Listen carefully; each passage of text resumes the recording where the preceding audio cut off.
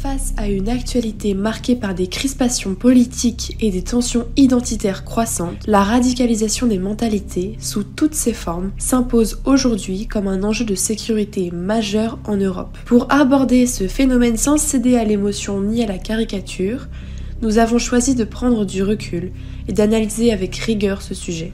Pour cela, nous avons donné la parole à des spécialistes issus de divers horizons, géopoliticiens, politologues, experts militaires, afin de proposer une lecture plurielle et nuancée de ses origines, de ses manifestations concrètes et des conséquences qu'elles engendrent, notamment sur la stabilité du continent. Avant de leur donner la parole, il nous semblait essentiel de poser le cadre global dans lequel cette radicalisation s'inscrit. Dès lors, nous avons analysé les dynamiques géopolitiques actuelles qui nourrissent ou accentuent ce phénomène.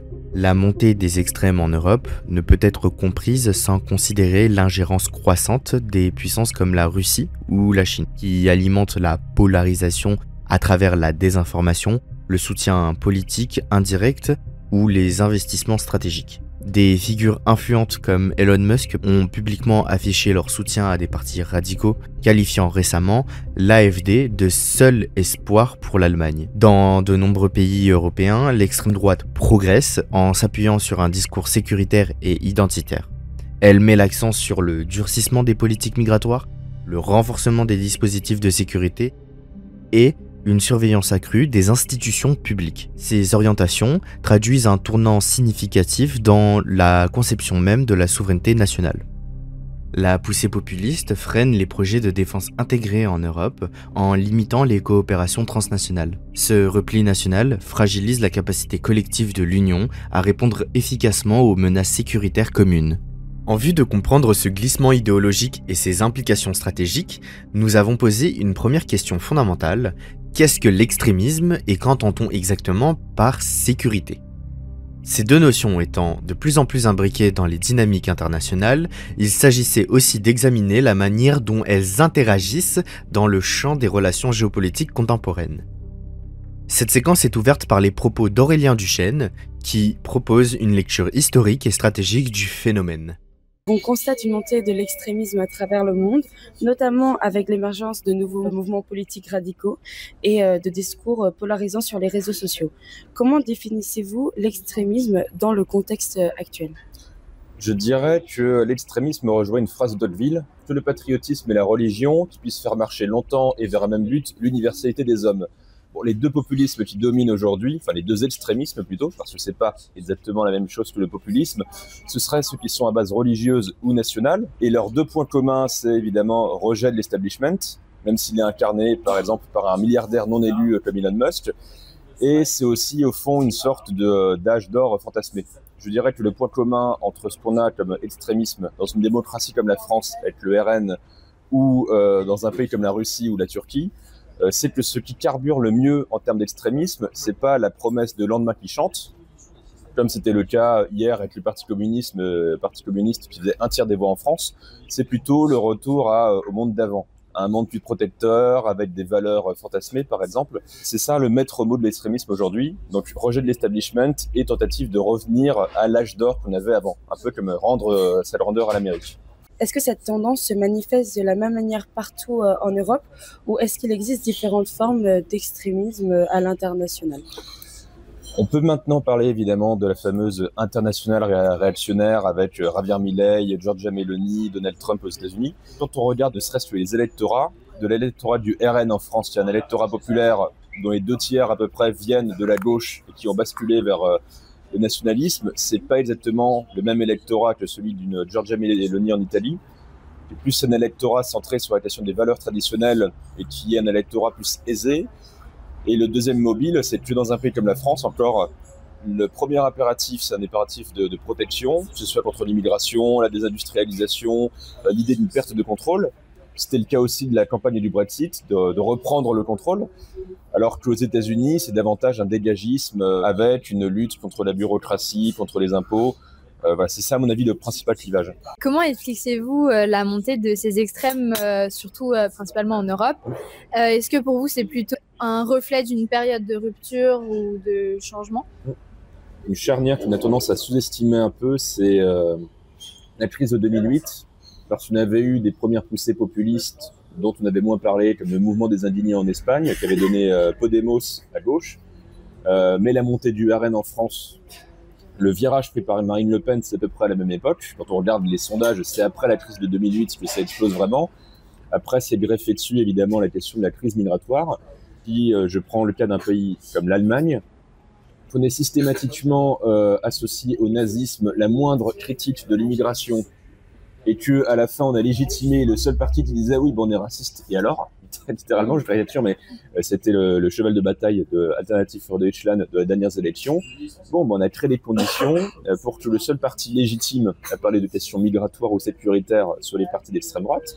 Et si je prends le cas de la France, là encore associé au fascisme et au retour du régime de Vichy, des questions qui sont quand même des préoccupations pour les 3/4 des Français, et qu'on est légitimé, là encore, à l'idée que les partis traditionnels avaient totalement abandonné des questions migratoires. La crise de 2008 dont je parlais, qui a vraiment quand même marqué un avant et un après. La crise migratoire, elle s'est vraiment amplifiée à partir de 2015 pour des pays comme l'Allemagne où c'était assez nouveau, mais pour des pays comme la France, ça pouvait évidemment depuis beaucoup plus longtemps. Il y aurait une troisième cause qui est en train de se développer et dont on voit que les prémices. C'est toujours relatif à la demande de protection et l'idée qu'on perd un peu nos repères et qu'on perd le contrôle. Ça va être aussi tout ce qui est lié à la révolution technologique. Ça, c'est encore assez nouveau, non seulement sur le plan, j'ai envie de dire, culturel, mais quand on va avoir des millions de licenciements à cause de l'intelligence artificielle, que des étudiants vont se demander si leur métier aura un avenir dans 5 ans, ça va être encore plus violent, je pense, que tout ce qu'on a eu jusqu'ici, avec l'idée que le pays dans lequel vous avez grandi n'est plus celui de vos parents et qu'il y a le grand remplacement, par exemple. Ça, c'est un truc qui a énormément marché, évidemment, en Europe, dont on sous-estime, pour terminer là-dessus, la portée aux États-Unis. Parce que quand on voit qu'il y a des comtés des États du sud des États-Unis, où, par exemple, la part de l'immigration hispanique a triplé en 15 ans. Ça, c'est le genre de choses qu'on a tendance à prendre de haut dans un pays comme la France. On se demande comment un pays comme les États-Unis, qui a été littéralement bâti pour l'immigration, peut se remettre à rejeter l'immigration. Et je pense aujourd'hui que l'extrémisme de demain, ce sera aussi les perdants de la révolution technologique. Des gens qui se considéreront comme inutiles et inemployable à cause de ce qui nous attend. Vous parlez de la révolution technologique, mais concrètement aujourd'hui, est-ce que les réseaux sociaux, selon vous, ont un impact dans cet essor extrême ? On en a un impact carrément institutionnel avec ce qui vient d'arriver en Roumanie, avec quand même une élection annulée avec moins de 48 heures de préavis sur la base d'ingérence massive sur les réseaux TikTok, avec un candidat qui a quand même réussi à ne dépenser que 0 euro, tout en étant en tête de l'élection, ce qui est quand même étrange. Et puis on a vu, dans le cadre de la campagne du Brexit, qu'une bonne partie, si c'est la majorité des primo-votants qui ne votaient plus depuis 15 ou 20 ans et qui sont allés se déplacer dans la campagne du Brexit, ont été cherchés par les réseaux sociaux. Alors évidemment, aucun média ne leur parlait, vu qu'ils estimaient que tous les médias étaient aux mains de l'establishment, des islamo-gauchistes ou du complot mondialiste international. Mais les seuls qui sont allés les chercher dans leur bulle, ça a été sur les réseaux sociaux. Puis enfin, un dernier impact de ça, c'est, je dirais, au niveau de la présidentielle américaine de 2016. Quand on voit qu'une quarantaine de millions d'électeurs prêts à mourir pour Trump, dont Trump lui-même avait dit que s'il tuait quelqu'un sur la 5e avenue de New York, ça ne changerait rien à son élection. On a pu voir que ces 40 millions d'électeurs prenaient leurs infos quasi exclusivement sur les réseaux sociaux, ne s'informaient qu'entre eux. Bon, c'est auprès de ces 40 millions d'électeurs inamovibles de Trump qu'a prospéré l'idée, par exemple, que l'élection a été volée en 2020 ou en 2016, l'idée que oui, il y avait un réseau de pédophilie autour d'Hillary Clinton, avec des reptiliens, des Illuminati. On peut moquer ce genre de choses, mais on a exactement eu la même chose, littéralement 50 jours pour jour, avec le début du confinement, avec des gens qui, pour certains, pensaient que le Covid n'existait pas, parce qu'ils avaient lu ça sur un gros WhatsApp. Il y a à la fois des bulles informationnelles et des biais cognitifs. Les biais cognitifs sont plus larges, évidemment, que les bulles informationnelles, parce que vous avez le choix, par exemple, de zapper au hasard sur CNews en fonction de vos orientations, ou vous avez le choix de n'écouter que France Inter si vous êtes de l'autre bord. Ça, c'est un biais cognitif, et ça existait évidemment avant les réseaux sociaux. Je relis des articles des années 50-60 qui sont terrifiés par le fait que des étudiants ne lisent que l'Humanité ou ne se tournent que vers des Jean-Paul Sartre, et sont terrifiés du fait qu'on ait une division massive dans la démocratie française et qu'on s'en remettra jamais. La plupart de ces anciens étudiants se sont recentrés dans les années à venir. Donc cette crainte des biais cognitifs, elle ne date pas d'hier. la nouveauté des réseaux sociaux est que vous avez une gamme, une offre médiatique qui est tellement large que là, pour le coup, vous pouvez naviguer entre une dizaine de comptes sur YouTube ou sur TikTok différents sans jamais sortir de votre bulle informationnelle. Et la grosse nouveauté aussi avec les réseaux sociaux, c'est qu'elle me rappelle un peu ce qu'avait pensé en fait l'Église au moment de la naissance de l'imprimerie. L'Église était persuadée que l'imprimerie allait renforcer son pouvoir parce qu'elle mettrait les textes, on va dire, canoniques de l'Église à la portée du plus grand nombre.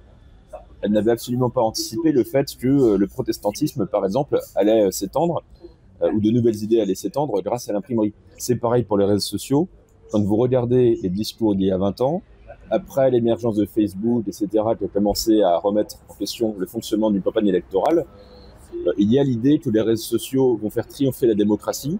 Quand je prends ce que disaient les gens dans la campagne de Barack Obama en 2008, il y a l'idée que les réseaux sociaux vont tous nous rassembler et nous apprendre à nous aimer les uns les autres et faire tomber les barrières et que le populisme d'extrême droite va mourir des réseaux sociaux. C'était mignon. Pareil, on a pensé que les réseaux sociaux allaient apporter la démocratie en Chine ou en Russie. Bon, pour finir là-dessus, c'est littéralement l'inverse qui se joue. C'est aujourd'hui la Chine ou la Russie qui arrive à convaincre des millions de gens dans les démocraties occidentales que le modèle qui marche en termes de sécurité, ce sont les rues de Moscou, ou que le modèle qui marchait en termes de gestion du Covid, c'était l'autoritarisme chinois. Est-ce que pour vous, la montée des extrêmes qu'on voit aujourd'hui peut être comparable au régime totalitaire du XXe siècle ? Hannah Arendt nous enseigne dans les origines du totalitarisme que le totalitarisme est d'abord une affaire de dynamique. Et la première des dynamiques dont parle Arendt, c'est la destruction de la vérité. Donc de ce côté-là, j'ai envie de dire que les réseaux sociaux peuvent y contribuer. Après, il y a une grosse différence entre ce qui se joue dans nos démocraties à nous et la montée du totalitarisme des années 30, par exemple. C'est que quand vous regardez maintenant les critères sur le fascisme, par exemple, évidemment, on en est assez éloigné. Et paradoxalement, les partis européens populistes les plus populaires sont plus éloignés du fascisme, je dirais, que le parti républicain sous Donald Trump quand on regarde les critères du fascisme. Parce qu'il y a deux critères du fascisme qu'on ne va retrouver nulle part dans les extrémismes actuels. C'est déjà la dimension proprement révolutionnaire du fascisme, Mussolini qui a réussi le sien, et il y a aussi la volonté de créer un homme nouveau. Aujourd'hui, comme dit tout à l'heure, les populismes qui marchent le mieux en Europe veulent davantage revenir au monde d'avant qu'ils ne veulent créer un homme nouveau avec toutes les dimensions raciales ou biologiques qu'on avait dans le totalitarisme. Maintenant, le point commun qu'on aurait avec la montée du totalitarisme, c'est déjà les exemples étrangers. La Russie, par exemple, désormais, coche toutes les cases du totalitarisme. Le point commun maintenant avec la montée des extrémismes qu'on a aujourd'hui et le totalitarisme, c'est que ces extrémismes, on va peut-être en reparler, ont des parrains étrangers, ont aussi des laboratoires étrangers, et qu'il y a une sorte de communauté des démocraties dans le déni. Évidemment, hier, on avait la guerre d'Espagne qui a servi de laboratoire aussi bien pour tester de nouvelles armes, comme c'était le cas en Syrie, aujourd'hui en Ukraine, pour l'armée russe, mais aussi pour tester la capacité d'exportation des idéologies fascistes ou nazies. Aujourd'hui, on a un régime russe qui, à défaut de vouloir exporter sa propre idéologie, veut exporter une sorte d'international antidémocratique. Donc, on a une capacité d'exportation qui rappelle les années 30. Le dernier aspect, c'est la réceptivité de ça. Quand ça s'est un peu atténué en France, mais avant l'invasion de l'Ukraine, il n'était pas rare d'entendre qu'il n'y avait aucune différence entre le traitement des gilets jaunes en France et ce que fait Poutine dans son propre pays. On avait quand même, par exemple, pour changer un peu de référence, si je prends ce que disait Jean-Luc Mélenchon en France, où il mettait quasi dos à dos le régime de Poutine et la France de Macron, et nous expliquait qu'au fond, la Russie ou la Chine n'était, je ne cite, pas dans une posture agressive, et que c'était la France et les États-Unis qui l'étaient. Bon, vous prenez ce genre de déclaration et vous les comparez à ce que disait, pour terminer là-dessus, un Raymond Aron dans les années 30 qui dit « Attention, Adolf Hitler n'est pas à prendre à la légère. Ce qu'ils sont en train de faire en Autriche, puis en Tchéquie, puis demain en Pologne, ça va nous retourner dessus. » Qu'est-ce qu'on entend comme réaction à cette époque, aussi bien chez les nationalistes qu'à gauche ? La gauche dit « Vous êtes des va-t-en-guerre. Vous voulez la Deuxième Guerre mondiale, maintenant on dit la Troisième. Vous nous faites peur avec une menace allemande imaginaire, l'Allemagne ne se réarmera jamais, on a la ligne Maginot. » Ça rappelle ce qu'on entend aujourd'hui sur la Russie. Et puis, côté nationaliste, on avait l'idée que occupons-nous de nos pauvres avant de nous occuper du sort de la Pologne, un peu comme ce qu'on entend avec l'Ukraine. Et on entendait enfin l'idée que, on critique beaucoup ce Hitler, on critique ce Mussolini, mais eux, ils ont supprimé le chômage. Il y a encore 5 ans, j'aurais moi-même critiqué ce genre d'analogie en disant que ce serait une sorte de fainéantise intellectuelle de hurler au retour des années 30. Aujourd'hui, je trouve que la comparaison est plus qu'appropriée. Comment est-ce que vous définirez la sécurité aujourd'hui ? La sécurité est devenue à la fois extérieure et intérieure aujourd'hui. On parle même désormais depuis très exactement 2008 de sécurité nationale, qui était une notion pas très française à la base, mais qui est assez appropriée à un pays comme la France. Du coup, on a pu voir que le réveil de la France sur les questions militaires, ça a été évidemment dans cette ville le Bataclan, Charlie Hebdo, qui a montré que se défendre au coin de la rue ou se défendre contre l'État islamique dans son sanctuaire en Irak et en Syrie, c'était la même chose. Donc, je dirais que la sécurité aujourd'hui, c'est un continuum extérieur et intérieur, avec un triptyque qui est défendre les citoyens évidemment, défendre les intérêts, et j'en rajouterai un troisième qui est défendre les valeurs. Parce que les citoyens, c'est évidemment la première mission de l'État, la responsabilité de protéger. La question des intérêts pour la France montre, là encore, le continuum de la sécurité au-delà de la défense. Donc, nos intérêts vont aller des rues de Paris aux Outre-mer, mais se pose aussi la question d'autres types d'intérêts. Et on en vient là peut-être aux questions qui sont au-delà du militaire. La question des intérêts, ça va être nos intérêts économiques. Quand vous prenez ce que fait la Marine nationale, quand ils se défendent face aux attaques des Houthis en mer Rouge, évidemment, tout l'enjeu derrière, c'est la sécurité du commerce international. Parce que si demain, on ne sécurise pas la mer Rouge, on le paye en termes d'inflation. Et puis on le voit là encore dans un autre enjeu en mer Baltique. Si demain, on se fait couper nos clubs Internet, ça se ressentira dans le quotidien de tous les citoyens. Mais il y a une troisième question qui est celle des valeurs et qui là rejoint aussi la question de la sécurité face à la désinformation et face à la montée des extrémismes. C'est que ça peut paraître un peu désuet ou naïf quand on parle des valeurs. Sauf que quand on regarde, par exemple, le fait que des ingérences extérieures peuvent mettre en danger un processus électoral, j'ai parlé de la Roumanie, mais la question s'est quand même posée littéralement aux États-Unis. Ça pose une question sur la sécurité de nos institutions et de notre mode de vie. Et quand on parle des valeurs, enfin, il y a la sécurité aussi de nos engagements, de nos alliances. Je suis très content qu'on se mette enfin à prendre au sérieux, et encore pas assez à mon sens, la question d'un test russe contre l'OTAN, que la Russie puisse vraiment tester frontalement notre capacité de défense collective, notre sécurité, la sécurité des valeurs. C'est est-ce que la France serait crédible si demain l'Estonie ou la Lituanie nous appellent à l'aide parce qu'elles estiment que la Russie aura franchi le palier de trop en termes d'agression, pour faire le parallèle avec les années 30.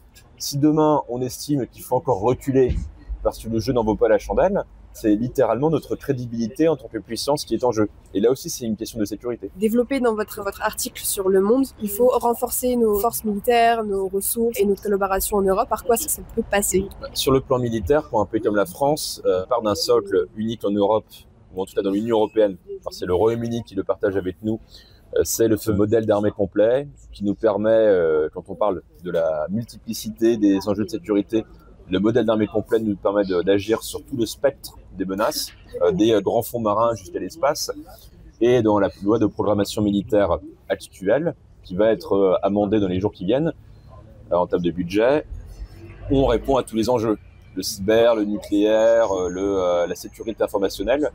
Pour un pays comme la France, je dirais que la priorité en termes de défense, c'est qu'on a un énorme angle mort, qui est que, comme dit, on peut faire face à tous les enjeux, mais à une échelle embryonnaire, vraiment minimale, parce qu'on s'était vraiment recentré sur le fait de garder un maximum de capacité dans tous les domaines, mais à un niveau qui fait qu'on n'est pas capable aujourd'hui, nous, là, demain, de nous engager dans un conflit majeur au-delà de 2 ou 3 semaines.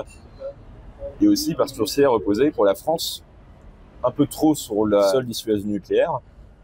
Évidemment, on n'a pas besoin, nous, de faire comme la Pologne, qui veut tripler ses effectifs militaires ou presque, multiplier par 10 le nombre de chars de combat, etc. Mais un pays comme la France, je dirais que nous, la priorité, c'est de combler en urgence ce qui nous empêcherait demain de faire face à un conflit majeur. Parce que avant de mener ce conflit, il faut le dissuader. Et ce que voient des pays comme la Russie, mais aussi potentiellement la Chine ou la Turquie, c'est des pays comme la France qui ne sont même pas sûrs de pouvoir aider des alliés demain dans un conflit majeur. Donc ça laisse une fenêtre d'opportunité à exploiter.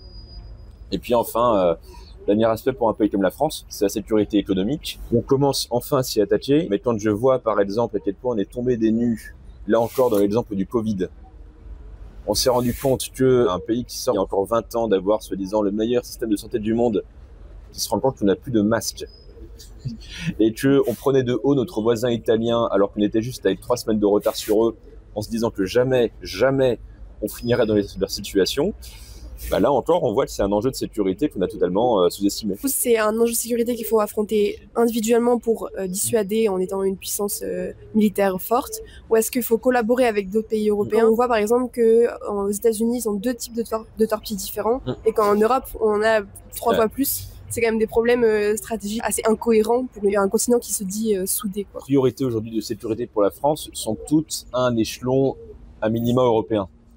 Disons qu'évidemment, au niveau national, on est capable de défendre nos intérêts les plus vitaux grâce à la dissuasion nucléaire.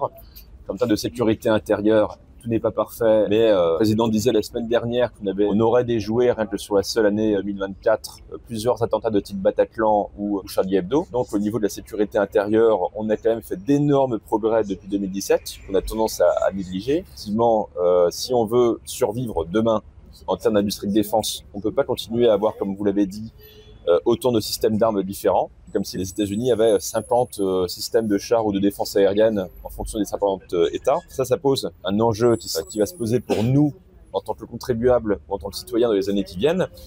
Si on réarme massivement, et je pense qu'on est obligé de le faire, est-ce qu'on a envie de doubler notre budget de défense parce qu'on n'est pas capable de mutualiser au niveau européen des capacités qu'on pourrait mutualiser? Est-ce qu'on est à se remettre, nous, Français par exemple, à prier pour que demain on puisse exporter le successeur de l'avion Rafale ou du char Leclerc auprès de régimes pas spécialement démocratiques au passage, au Proche-Orient par exemple? Ou est-ce qu'on se dit qu'au niveau européen, on a suffisamment de communautés d'intérêt pour s'épargner un effort de défense digne de la guerre froide? Est-ce que pour vous, les extrêmes vont prôner une sécurité et une défense, et sous quelle forme? Quand je regarde ce que disaient des communications de certains députés du RN sur les réseaux sociaux, il ressortait un extrait de 2017 où Marine Le Pen était effectivement la seule à proposer de porter le budget de la défense à 3% du PIB. Ce que certains proposent aujourd'hui. C'est un peu facile de proposer de dépenser partout, évidemment. Sauf que à l'époque, et encore aujourd'hui, des partis comme le RN en France, eux proposent de renforcer la défense nationale, mais contre des menaces d'hier, premièrement, et surtout, ils font l'impasse sur les menaces, sur à mon sens, les plus urgentes. Quand le même parti RN dit aujourd'hui qu'il n'y aura jamais de chars russes dans les rues de Paris, évidemment, sauf que c'est pas la question. La question, c'est est-ce que la Russie, par exemple, teste encore notre capacité de défense collective en attaquant demain un pays comme l'Estonie pour voir jusqu'où on est prêt à aller. Des partis comme le RN ou la France Insoumise sont totalement, à mon sens, hors jeu sur ces questions. Et la menace que font peser des partis extrémistes, et c'est la raison d'ailleurs pour laquelle la Russie les soutient financièrement ou par la désinformation, c'est que ces partis minent notre capacité de défense collective. On a la preuve évidemment éclatante avec la Donald Trump qui essaie de torpiller de l'intérieur l'OTAN, ce qui a quand même le mérite au moins de nous pousser à nous réveiller en urgence au niveau de la défense européenne.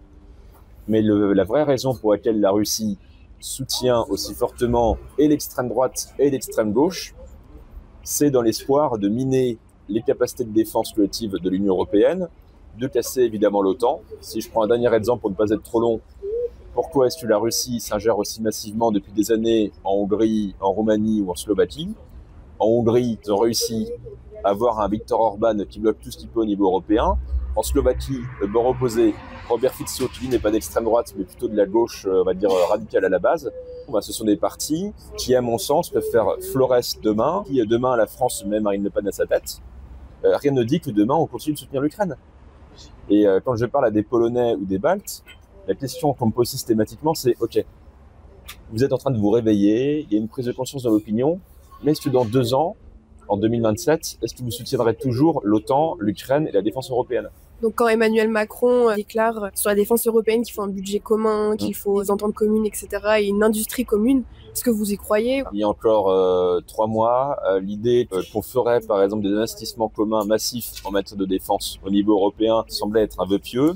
Je rappelle que le budget du FEDEF, le Fonds européen de défense, sur la période 2021-2027, c'est-à-dire le budget de l'Union européenne sur plusieurs années, c'est 8 milliards sur 7 ans. Des programmes qui avaient poussé la France, comme par exemple EDIP pour l'achat de munitions, ou le programme ASAP, là encore pour les achats de munitions, on parle de quelques centaines de millions d'euros pour 27 États membres. Et là, on a quand même le programme de la Commission européenne, 800 milliards d'euros. En réalité, tu as 150 milliards qui sont importants, vu que les 650 milliards d'euros, c'est quand même charge aux États de les financer, mais c'est un énorme pas en avant.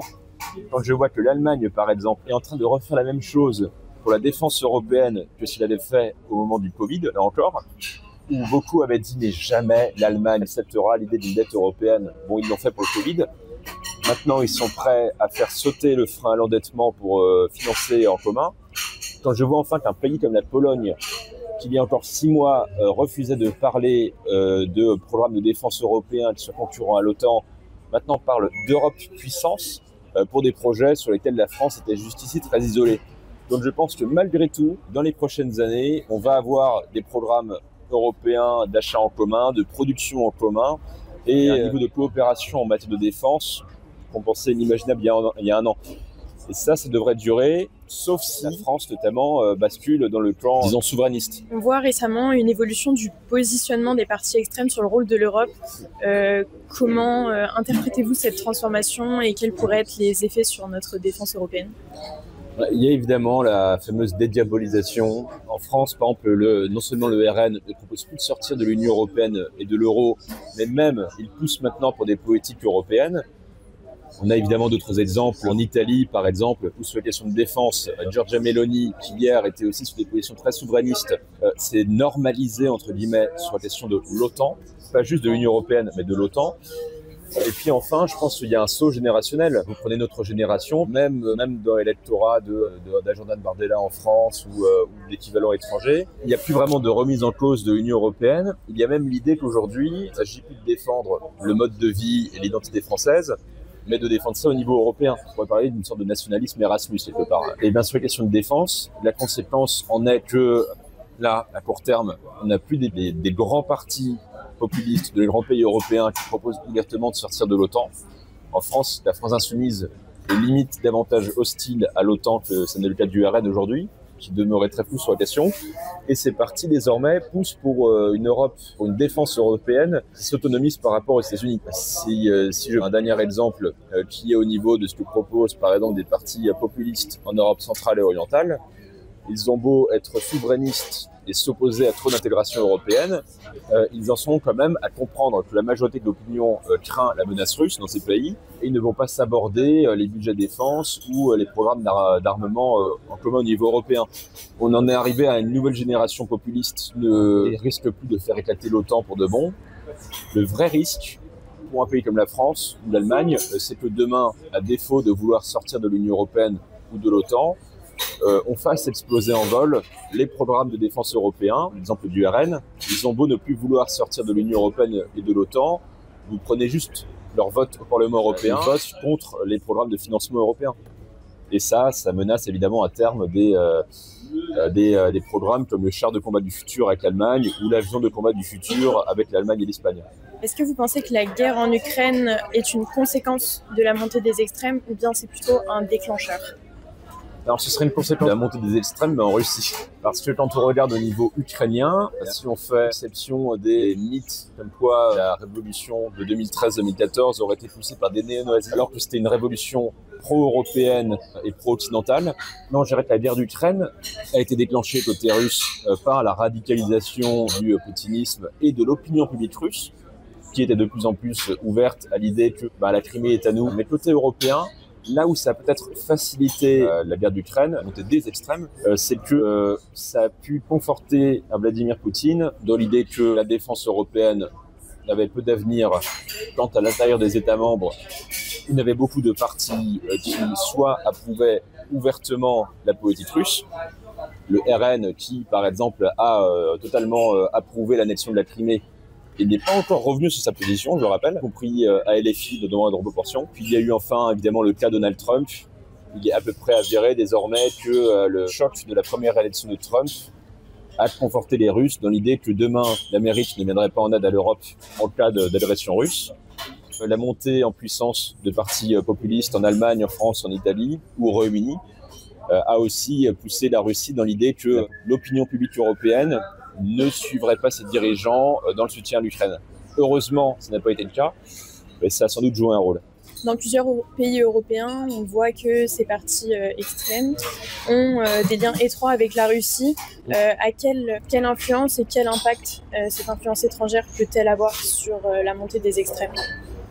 Dans le cas de la France, il y a eu des liens avérés au niveau financier et humain entre le RN, FN à l'époque et la Russie. Je prends un nom qu'on a un peu oublié. En France, il y a eu par exemple Konstantin Malofeyev qui était un des financiers du FN en 2018, officiellement, pour rappeler le bord idéologique de ce Konstantin Malofeyev, quelqu'un qui dit que les homosexuels qu'il appelle les sodomites sont des pêcheurs qu'il faudrait en gros mettre en prison, qui est ouvertement monarchiste et antidémocratique. Plusieurs millions d'euros qui ont également été versés directement au FN par l'intermédiaire de gens comme Malofeyev. Ça, c'est un exemple de lien. Ça, ce n'est que les liens les plus évidents. De la même manière que plus récemment, Călin Georgescu en Roumanie a été retrouvé chez lui 10 millions de dollars ainsi qu'un billet vers Moscou par pur hasard. Là, c'est le genre de lien avéré avec la Russie. Il y a des liens auxquels on pense un peu moins. Si je prends maintenant un exemple aux États-Unis, on sait maintenant avec le recul, il est probable que ce soit aussi le cas en Europe, même si on a moins de preuves, l'ingérence russe a été prouvée en faveur de Donald Trump, bien sûr, via de la désinformation de masse en 2016, en 2020 et en 2024. Mais on a aujourd'hui les preuves aussi que la Russie soutenait des candidats de gauche alternatifs pour baisser le nombre de votes pour Hillary Clinton. Et la Russie, on le sait, là encore, preuve à l'appui, a aussi soutenu de la désinformation en faveur de la gauche radicale aux États-Unis. Pourquoi ? Pour faire monter mécaniquement l'extrême droite pro-Trump. Anecdote qui en dit long. On sait par exemple qu'il y avait une page en 2016 sur Facebook qui s'appelait Black Stilist, qui avait plus de likes que la page officielle de Black Lives Matter. Elle a été créée par des Russes. Elle visait en gros à faire monter Donald Trump en appelant littéralement à une guerre raciale aux États-Unis, en disant que tous les flics, il fallait les désarmer et que tous les policiers étaient des suprémacistes blancs. Et en 2017 encore, des comptes russes ont essayé de monter en direct une émeute violente en poussant des comptes pro-Trump, une page qui s'appelait Heart of Texas, qui avait je crois 200 000 followers, qui était créée par des Russes, de déclencher une émeute violente pour faire monter Trump. Le genre d'ingérence russe qui est plus sournoise qu'un simple soutien à un bord idéologique particulier. La Pologne, qui avait à sa tête un parti populiste et qui est maintenant un parti plus pro-européen. Est-ce que ce changement récent a des conséquences sur la sécurité du pays et de l'Europe ? Et s'agit-il d'un renforcement ou d'un affaiblissement selon vous ?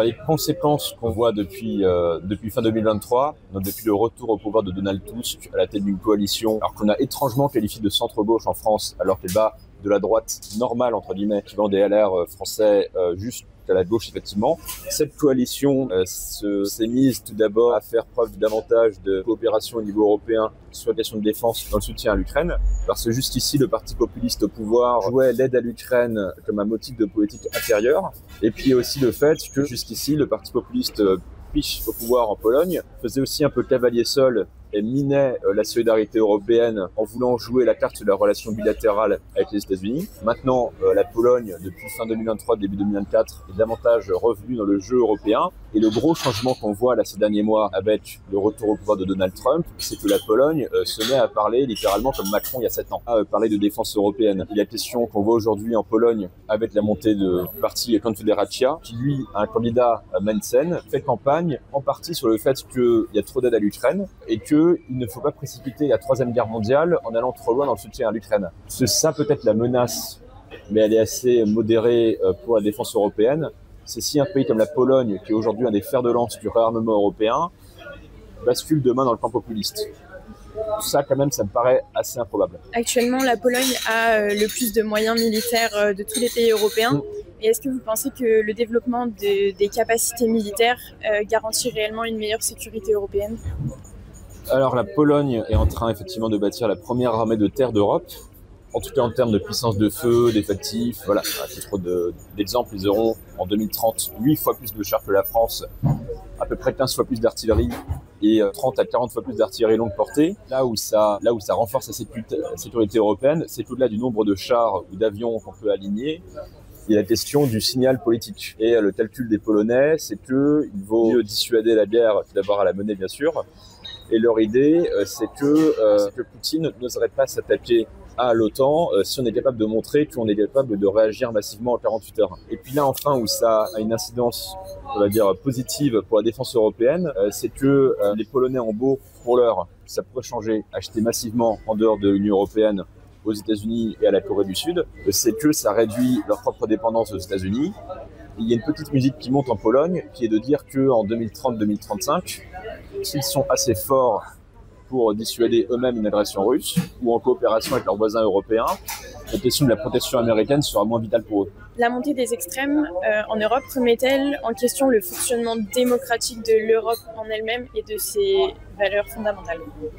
Alors, je dirais pas que dans l'immédiat, le remet en question le fonctionnement démocratique. Au niveau national, on a eu le cas de la Pologne, effectivement, hier, avec une remise en cause dans les principes fondamentaux de l'Union européenne, de la séparation des pouvoirs avec des atteintes envers l'état de droit et l'indépendance de la justice. C'est toujours le cas en Hongrie, où là, il y a des vraies menaces démocratiques. Quand je regarde le fait, par exemple, que la plupart des médias, des grands médias du pays sont aux mains du pouvoir, voire de l'oligarchie qui gravite autour de Viktor Orban, là, il y a des menaces démocratiques avérées sur le processus électoral. Après, je trouve contre-productif de dire, par exemple, qu'en France, l'extrême droite a fait 36% aux dernières élections européennes sur une menace pour la démocratie.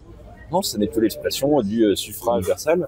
Et au niveau européen, il est même sain que désormais les partis qui hier jouaient la carte anti-système se soient normalisés au niveau européen, parce que ça les force à aussi être responsables devant leurs électeurs. Maintenant qu'ils ont une taille suffisamment critique au Parlement européen, ils sont obligés de commencer à rendre compte, parce qu'ils commencent à être dans des commissions, parce qu'ils commencent à être en responsabilité aux affaires au niveau européen, ne peuvent plus jouer la carte de l'anti-système à plein temps. Et puis enfin, là où il peut y avoir une menace effectivement sur le fonctionnement interne de l'Union européenne, c'est demain, on a une répétition dans des pays comme la France de ce qui s'est passé en Hongrie et en Pologne, à savoir une volonté d'obstruction permanente au niveau européen, au niveau du Conseil européen, et puis aussi des atteintes envers la Cour européenne de justice, la Cour européenne des droits de l'homme, qui n'a rien à voir avec l'Union européenne, mais qui rejoint ses principes fondamentaux. C'est ça la grosse menace peut-être, c'est que demain on ait une capacité de nuisance de la part d'un pays comme la France qui serait une sorte de Hongrie sous stéroïdes et qui serait capable de faire en puissance 4 ce que fait un Viktor Orban aujourd'hui.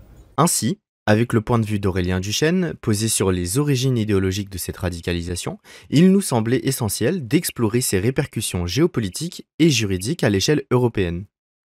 Alexandre Négru, juriste en droit international et président de l'Institut d'études de géopolitique appliquée, nous alerte sur les conséquences géopolitiques de la montée des extrêmes en Europe. Selon lui, cette recomposition conflictuelle fragilise l'unité européenne, tant sur le plan idéologique que juridique, et nécessite un renforcement urgent du droit européen. Comment définirez-vous aujourd'hui la montée des extrêmes en Europe d'un point de vue géopolitique? La montée des extrêmes en Europe, elle désigne la progression électorale et l'influence accrue de partis situés aux extrêmes du spectre politique, aussi bien à l'extrême droite qu'à l'extrême gauche, mais majoritairement marquée par la poussée des droites radicales et nationalistes. Cela traduit un rejet croissant des valeurs libérales, des principes d'ouverture, de coopération multilatérale, qui ont fondé, si vous voulez, l'ordre international et l'ordre européen. Et ce phénomène prend racine dans plusieurs dynamiques qu'on pourrait dater depuis bien plus longtemps, mais je commence à partir de 2008 avec la crise de la dette, la crise migratoire de 2015 qui a laissé des traces d'un point de vue politique dans l'Union européenne, sur le plan électoral aussi. Vous avez des populations qui ont un sentiment de déclassement, un repli sur la souveraineté nationale, une volonté de limiter l'intégration européenne, qu'ils voient comme le grand danger, et puis un recentrage des intérêts perçus comme purement nationaux, au détriment des principes de solidarité européenne et internationale. En fait, la réponse, elle a deux dimensions. La première qui nécessite en fait de définir ce que sont des extrêmes, et ensuite, d'un point de vue géopolitique, eh bien, ce sont toutes les conséquences que je viens d'évoquer. Donc on assisterait à un peu une forme de déconstruction géopolitique de l'Union européenne, qui est assez homogène, où on a un rejet des institutions qui est assez différencié en fonction des États. Moi, je parlerais plutôt de recomposition conflictuelle que de déconstruction totale. On est dans une phase de fragmentation et de contestation. Les fondations de l'Union européenne, le marché unique, la libre circulation, la primauté du droit européen, elles ne sont pas totalement démantelées. Elles sont fragilisées par des attaques répétées de l'intérieur. La montée des extrêmes accentue la tendance vers gouvernementalisme au détriment d'une intégration supranationale. Vous avez des blocs idéologiques qui émergent, opposant les États libéraux progressistes au gouvernement nationaliste et conservateur. Ce morcellement idéologique affaiblit la capacité de l'Union européenne à agir d'une seule voix, tant sur la scène interne qu'internationale. Il n'y a pas de déconstruction géopolitique en tant que telle, que la géopolitique, c'est avant tout la dynamique des territoires, et donc que la géopolitique existe toujours en tant que telle. En revanche, aujourd'hui, l'Union européenne, sur un plan géopolitique, elle est plus que jamais en danger pour les raisons qu'on évoque. Elle est face à un test historique avec les États-Unis d'Amérique sont de plus en plus pressés de se concentrer définitivement sur l'Asie. La question, elle est plutôt de savoir si l'Union européenne a les ambitions de ses moyens. Un risque d'instabilité politique durable qui pourrait déstabiliser ces relations qui ont été assez stables depuis 1945 et qui finalement connaissent un enjeu majeur ces dernières années. Il y a un risque d'instabilité politique durable, particulièrement dans les pays où les extrêmes ont déjà accédé au pouvoir depuis un certain temps et qui en contrôlent les institutions clés et qui même les verrouillent. La Hongrie, c'est l'exemple le plus abouti. Viktor Orban a instauré un État illibéral, consolidé par des réformes constitutionnelles. La Pologne a également vu une remise en cause de l'indépendance judiciaire. Cette instabilité, elle n'est pas nécessairement une instabilité chaotique, au sens primaire du terme, mais une instabilité structurelle et institutionnelle, avec des tensions Bruxelles qui sont permanentes, où l'état de droit se dégrade sans retour clair à la normale, ou du moins sans perspective claire de retour. Ces dynamiques créent ce qu'on appelle dans le jargon des zones grises, au sein de l'Union européenne, où les règles communes ne s'appliquent plus pleinement. Ça compromet l'unité politique et l'unité juridique de l'Union européenne. Et donc ça crée une sorte d'instabilité politique durable qui mettent potentiellement en jeu et qui crée des risques pour la protection des droits fondamentaux si ces forces Ah, extrémistes arrivent au pouvoir, comme en Italie par exemple. Aujourd'hui, tout ce qui se fait en Hongrie n'est pas nouveau. Il y a quand même une certaine prévisibilité de la façon dont la Hongrie agit sur le plan intérieur. On connaît par avance la façon dont la Hongrie va voter au moment où les Européens doivent passer au vote. Aujourd'hui, il y a une autre tendance, c'est-à-dire qu'il y a des États où il y a encore des gouvernements, des démocraties libérales, mais où vous avez des partis extrémistes qui sont des partis d'opposition et des partis d'opposition de plus en plus importants et qui vont accéder de plus en plus au pouvoir à mesure que les échéances électorales vont passer. C'est une tendance qui en fait se dessine assez clairement. On l'a vu encore hier en Roumanie avec le candidat ultranationaliste qui arrive en tête du premier tour de la présidentielle avec 40% des voix, ce qui est énorme pour un premier tour, alors même que le premier scrutin avait été annulé en fin d'année dernière face à l'ingérence russe mise en avant, bien documentée à la fois par les services de renseignement roumains, par les institutions européennes. Malgré cette lutte accrue contre l'ingérence, le candidat nationaliste arrive en tête. Il est très proche du mouvement MAGA américain. Si M. Simeone gagne l'élection présidentielle le 18 mai prochain, mais de manière durable, la Roumanie, comme d'autres États européens, auront vu une nette avancée de la droite nationaliste et radicale. C'est le cas en Allemagne aussi, où là encore, vous avez le parti AfD qui bénéficie du soutien et de l'ingérence américaine. Donc il y a quelque chose d'extrêmement dangereux qui est en train de se passer dans l'Union européenne, où vous avez des régimes illibéraux qui sont proches idéologiquement de régimes autoritaires comme la Russie. Et puis, vous avez des régimes illibéraux qui accèdent ou qui sont en train progressivement d'accéder au pouvoir avec le soutien d'un autre régime qui se radicalise aussi et qui, dans une certaine mesure, devient autoritaire, qui est celui de l'administration Trump. Ça peut avoir un impact sur les traités internationaux.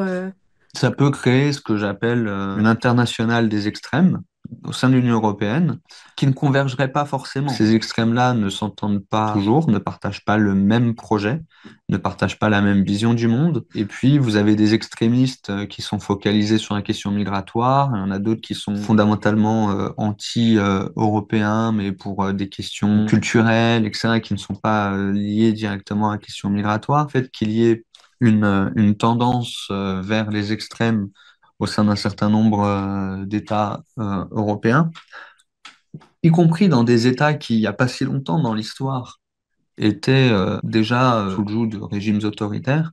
Ça a quelque chose d'assez inquiétant.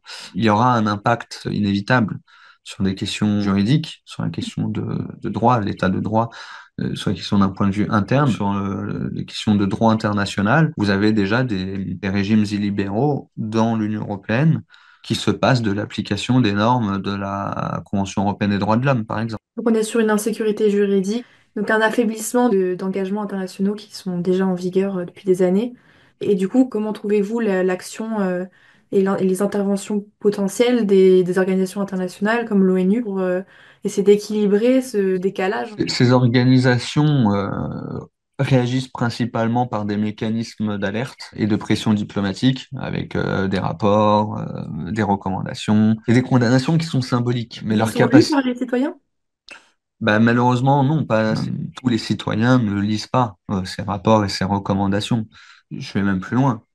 Ils ne les lisent pas parce que ils sont déjà convaincus par les partis extrémistes pour lesquels ils votent. C'est ce qui se passe dans l'esprit d'un certain nombre d'électeurs. En fait, la capacité d'action d'organisations comme l'ONU ou comme d'autres, elle est limitée parce qu'il y a une absence de levier coercitif sur des États souverains. Vous avez l'Union européenne elle-même qui peine à traduire ces alertes en sanctions effectives, là encore, faute d'unanimité politique. Finalement, ça reste des problèmes très internes qui ont des conséquences internationales qu'on ne peut pas maîtriser à notre échelle. En tout cas, l'Union européenne, elle dispose quand même d'outils juridiques. Elle a une cour de justice, la Cour de justice de l'Union européenne, mais leur mise en œuvre, là encore, elle est limitée par des blocages politiques, les votes à l'unanimité.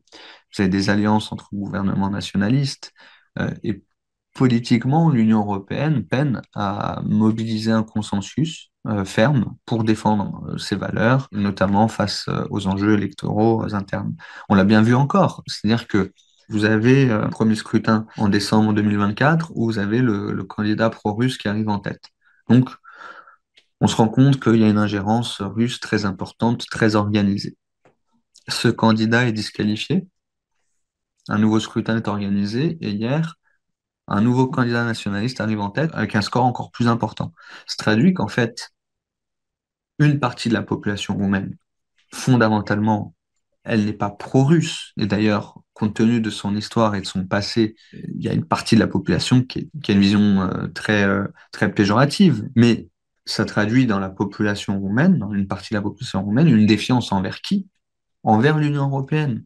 Et là, il y a tout un travail démocratique à faire pour expliquer concrètement qu'est-ce que l'Union européenne et pourquoi, contrairement à ce qu'affirment certains partis nationalistes et populistes, euh, pourquoi l'Union européenne, en réalité, est quelque chose de bénéfique, une évolution extrêmement importante de ce pays. À la faveur de qui? De l'Union européenne.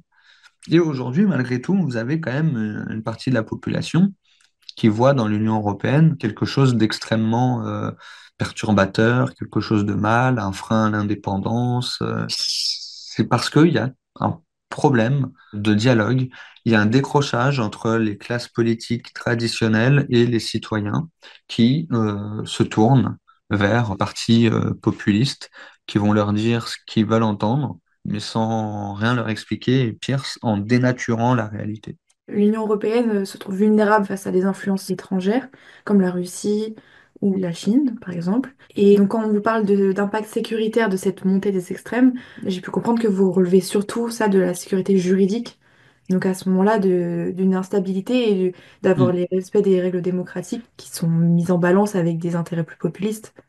à fait. Et puis après, ça crée aussi des frictions au sein même des sociétés. Et au sein même des sociétés civiles, il y a des divisions de plus en plus importantes, une polarisation du débat et une défiance toujours plus grande. La Chine elle utilise plutôt l'influence économique, avec les routes de la soie, des investissements stratégiques pour saper les positions communes européennes. La Chine cherche à profiter de la complaisance et du soutien de certains gouvernements nationalistes en leur promettant et même en réalisant des investissements stratégiques. La Russie, elle est dans une approche qui est différente, qui est celle de l'ingérence électorale, de la cyberguerre, les médias, la diffusion de fausses informations. La Russie dispose de relais très importants en France pour mener une guerre de l'information et puis une guerre cognitive aussi. Et puis, ce serait une erreur de ne pas le rappeler, mais il y a maintenant, dans ce jeu, les États-Unis. On l'a vu en Allemagne, avec le soutien de Musk à l'AfD. Ça a un impact dans la mesure où aujourd'hui, la capacité de communication de ces partis-là, elle se fait essentiellement sur les réseaux que maîtrisent les géants de la tech américaine. Quand ils bénéficient du soutien d'Elon Musk, c'est un soutien de poids d'un point de vue logistique pour mener campagne sur des plateformes. Et donc on a parlé des sanctions, suspension de fonds européens qui sont donc inefficaces, plus symboliques, mais qui n'est pas reçu correctement par les gens qui votent. Je disais tout à l'heure qu'il n'y a pas de mesures coercitives contre les États, mais le levier diplomatique, certaines sanctions restent malgré tout efficaces. Par exemple, sur des votes importants pour l'aide à l'Ukraine, au moment de passer au vote, Orban va aux toilettes, comme ça il n'est pas dans la salle. Et puis les autres États qui se sont mis d'accord, ils votent ensemble à l'unanimité, et puis l'aide à l'Ukraine, elle est validée, sans la Hongrie autour de la table. Ça permet à Orban de maintenir la face vis-à-vis de son propre parti, ses propres électeurs. Comme ça, il va dire qu'il n'a pas participé à ce vote. Et puis, ça lui permet de ne pas bloquer les fonds européens qu'il reçoit, puisque les Européens ont conditionné cela à cette mise en scène, donc qui arrange tout le monde dans ces circonstances. Mais c'est quand même malheureux et dramatique d'en arriver là, alors que l'Union européenne a été quand même fondée sur d'autres valeurs, quoi. Donc malgré la montée des extrêmes, on arrive par la voie diplomatique, un peu la négociation et la géopolitique, à dépasser ces limites. Donc on y arrive pour le moment, mais voilà, comme j'ai dit tout à l'heure, maintenant le grand danger, c'est qu'il y ait une conjonction de pouvoirs extrémistes disséminés un petit peu partout en Europe. On peut faire sortir une personne, un ou deux dirigeants de la salle, mais à un moment donné, on ne pourra pas en faire sortir 10. Donc, cette solution-là de déblocage, dans ces circonstances, elle ne peut être que temporaire, quoi. Quel serait, selon vous, le scénario sécuritaire le plus préoccupant pour l'Europe dans les 10 prochaines années? Ça serait celui d'une triple convergence de crises internes et externes qui cumule, premièrement, un affaiblissement structurel de l'état de droit dans plusieurs États membres. Deuxièmement, un blocage des décisions au Conseil européen sur les questions migratoires, de défense, politique étrangère. Et puis troisièmement, une montée des violences politiques internes alimentées par la radicalisation de certains groupes. Donc là, avec la normalisation des discours haineux, la fragmentation sociale et donc des divisions internes extrêmement profondes. Et c'est un scénario qui est déjà en cours dans certaines régions, du coup. Il se met progressivement en place, oui. Donc peut-on imaginer un renforcement du droit européen contre les dérives nationales? Déjà oui, mais ça nécessiterait quand même une réforme des traités ou du moins l'adoption de nouveaux instruments juridiques ambitieux. Par exemple, la création d'un véritable mécanisme de contrôle annuel obligatoire de l'état de droit, assorti de sanctions automatiques en cas de violation persistante. Vous avez certains juristes qui plaident pour l'idée qu'ils appellent d'un bouclier européen des droits fondamentaux, qui permettrait aux citoyens d'invoquer directement les valeurs de l'article 2 du traité de l'Union européenne devant les juridictions nationales et européennes, même contre leur propre gouvernement. Il faut imaginer un renforcement du droit européen. Pas uniquement est-ce qu'on peut, mais il faut. Et puis ça nécessite de faire preuve d'une certaine flexibilité juridique et d'une certaine inventivité aussi pour aller plus loin et dépasser le cadre actuel. La source première de ces évolutions juridiques, ce seraient les États. Et le problème, c'est que si les États sont déjà radicalisés, on ne peut pas avoir de changement. C'est pour ça que l'une des pistes de réflexion, c'est de passer de l'unanimité au vote à la majorité qualifiée pour les sanctions en cas de violation grave des valeurs fondamentales. Ça nécessite aussi de soutenir activement la société civile et puis les médias indépendants dans les États concernés via des fonds directs européens, justement pour que la classe politique puisse porter un débat beaucoup plus sain. Tout travail doit être fait à la source. Ce qu'il faut, c'est pas interdire les partis, parce que c'est ce qui va davantage radicaliser une population. Mais ce qu'il faut, c'est vraiment faire un travail d'éducation, de soutien des sociétés civiles, de façon stratégique, bien réfléchie, ciblée, de sorte à encourager la mise en avant des valeurs de l'Union européenne, des apports concrets de l'Union européenne et des bénéfices que chacun de nous a dans son quotidien grâce à l'Union européenne. Est-ce que vous êtes plutôt optimiste ou pessimiste à la capacité des institutions à faire face à ce nouveau défi? Je veux dire que je suis prudemment optimiste. Les crises passées ont montré la résilience de l'Union européenne, mais les défis aujourd'hui sont plus profonds et exigent une volonté politique très très importante. Je suis pas sûr que tout soit en place de ce point de vue-là. Je ne sais pas s'il y a une volonté politique, s'il y a assez de résilience aujourd'hui face aux transformations profondes de notre monde. Donc je reste optimiste, mais avec beaucoup de prudence. Dans le prolongement des analyses géopolitiques d'Alexandre Negru, nous avons poursuivi notre réflexion sur les impacts concrets de cette radicalisation, notamment en matière de défense et de posture stratégique européenne. Le général Vincent Desportes nous éclaire sur la manière dont les tensions identitaires et politiques influencent directement les choix militaires et les logiques de dissuasion. On constate une montée des extrêmes à travers le monde de façon générale, notamment avec l'émergence de mouvements politiques radicaux et de discours polarisants sur les réseaux sociaux. Comment vous définiriez l'extrémisme dans le contexte actuel? Et est-ce que c'est une tendance qui se manifeste de la même manière, de façon homogène en Europe? Ou alors est-ce qu'il y a différentes formes d'extrémisme, qu'on parle du coup des extrémismes à l'international? Ce que je crois, c'est que en fait, les nationalismes, les extrémismes qui sont la partie la plus extrême, en fait, sont une révolte contre le monde qu'on a voulu imposer et qui est rejeté par des gens qui ne comprennent plus où ils sont.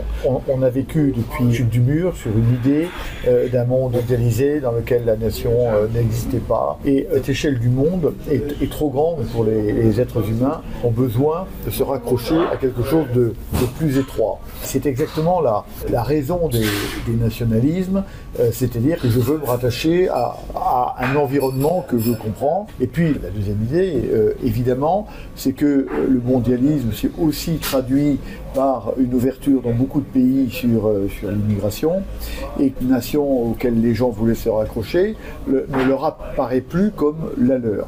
Et donc il y a une espèce de volonté de recréer ce chez-soi dans lequel on se comprend, dans lequel on partage les valeurs. Et je crois qu'on va aussi vers une recomposition des sociétés. Comment est-ce que vous définiriez la sécurité et à quelle échelle s'applique-t-elle?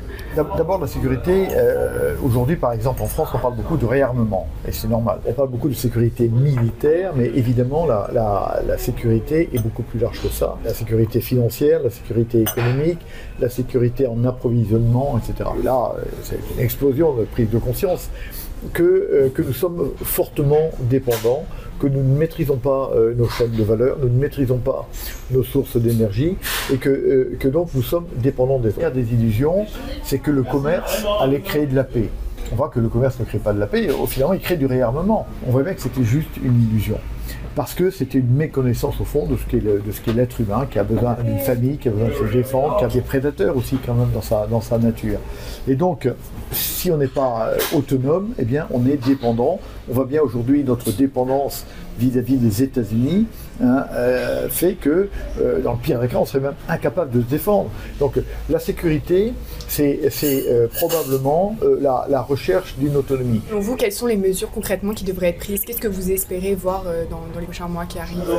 Alors, il faudra se donner les moyens de cette autonomie, que nous n'avons pas. Pour l'instant, il y a une prise de conscience de besoin d'autonomie militaire, mais et si on revient à votre question précédente, on voit bien que c'est jamais qu'une des composantes, et donc le chemin est encore long, mais ce coup de pied donné à l'Europe par les États-Unis nous fait comprendre qu'il est enfin temps, nous, Europe, de devenir adultes, d'être indépendants et de ne pas dépendre, comme le disait à juste titre le président Moscou, ni de Moscou, ni le président Macron, nous ne devons dépendre ni de Moscou, ni de Washington, position défendue depuis très très longtemps par la France. Comme vous avez dit, l'Europe adopte un changement dans ses positions par rapport au rôle des États-Unis. Dans quel sens ça peut renforcer notre défense, et comment les partis extrêmes perçoivent la place de l'Europe dans le changement de ce monde, dans la place de la sécurité en Europe et dans toutes ces mutations? Moi, si je prends que le cas de la France, dans le cas de la France, on voit bien que les deux partis à l'extrême de la droite, je ne sais pas si c'est à l'extrême droite, mais à l'extrême de la droite et à l'extrême gauche, ou à l'extrême de la gauche, ces pays sont très mal à l'aise. Ces pays sont très mal à l'aise parce qu'il est évident que leurs dirigeants comprennent bien quel est le problème, mais ils vivent sur ce sentiment du repli sur soi. J'ai des éléments de langage qui leur permettraient de concilier ce qui fait leur fonds de commerce électoral et en même temps les nécessités du monde. Sachant que les électeurs, eux, ne sont pas complètement dupes. Alors, je ne sais pas exactement ce qui se passe du côté de la gauche extrême, mais du côté de la droite, on voit bien que, par exemple, les électeurs du Front National ont bien compris qu'il y avait un danger. Et que même malgré les amitiés qu'il y avait pu avoir entre les dirigeants de la droite extrême et par exemple la Russie, eh bien il y a une vérité du monde, et que cette vérité du monde, c'est qu'il y a un agresseur qui s'appelle la Russie, et que la Russie ne s'arrêtera que sur la détermination.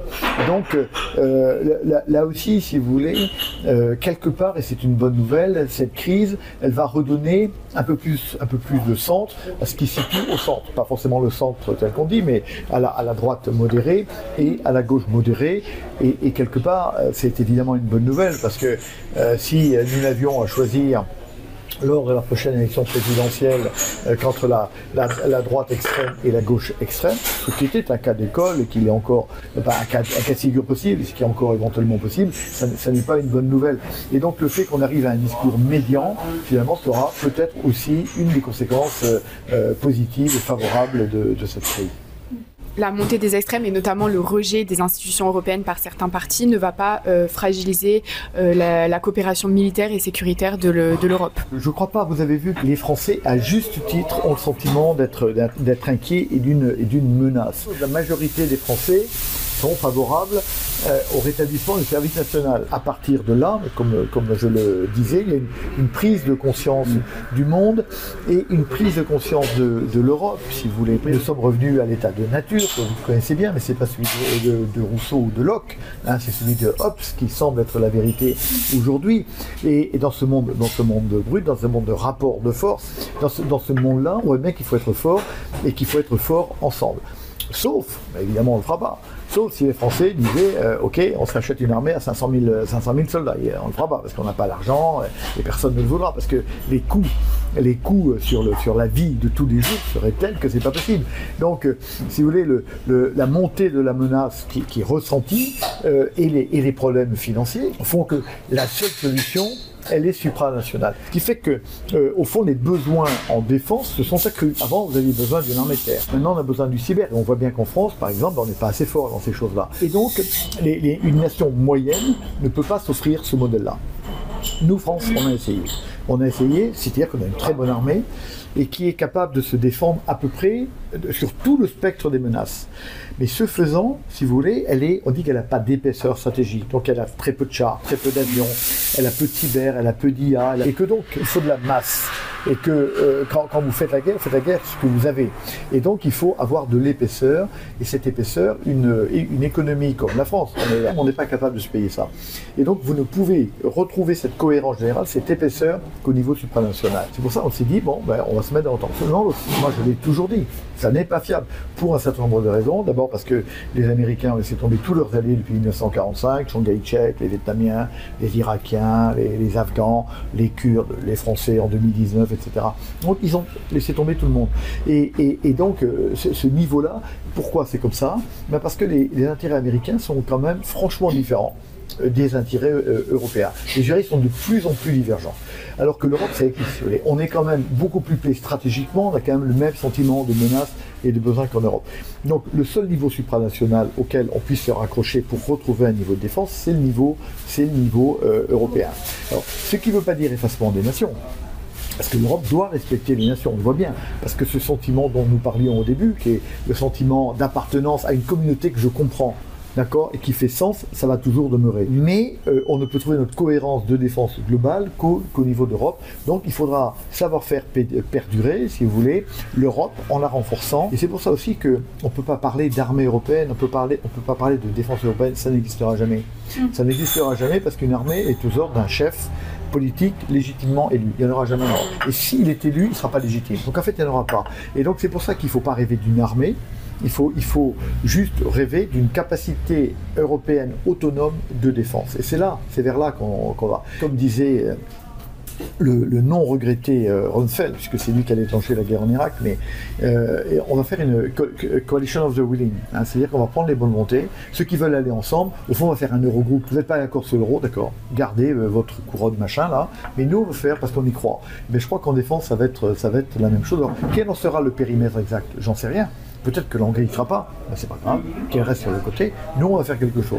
Et voilà un peu comment ça va fonctionner. Donc ce ne sera pas l'Europe telle qu'on la connaît, mais ce sera un regroupement de pays européens qui seront d'accord pour abandonner un peu de leur propre souveraineté pour en gagner davantage dans la coalition des volontaires qu'ils formeront. Pour rebondir un peu sur les États-Unis, vous en avez parlé, on ne peut pas prédire l'avenir, mais est-ce que vous pensez qu'ils vont nous laisser tomber, qu'ils vont sortir de l'OTAN? Alors, il y a plusieurs questions. D'abord, on ne peut pas être surpris de ce qui se passe. C'est inscrit dans la ligne du temps. C'est-à-dire que ça fait longtemps que l'Amérique a des intérêts qui sont très différents des intérêts américains.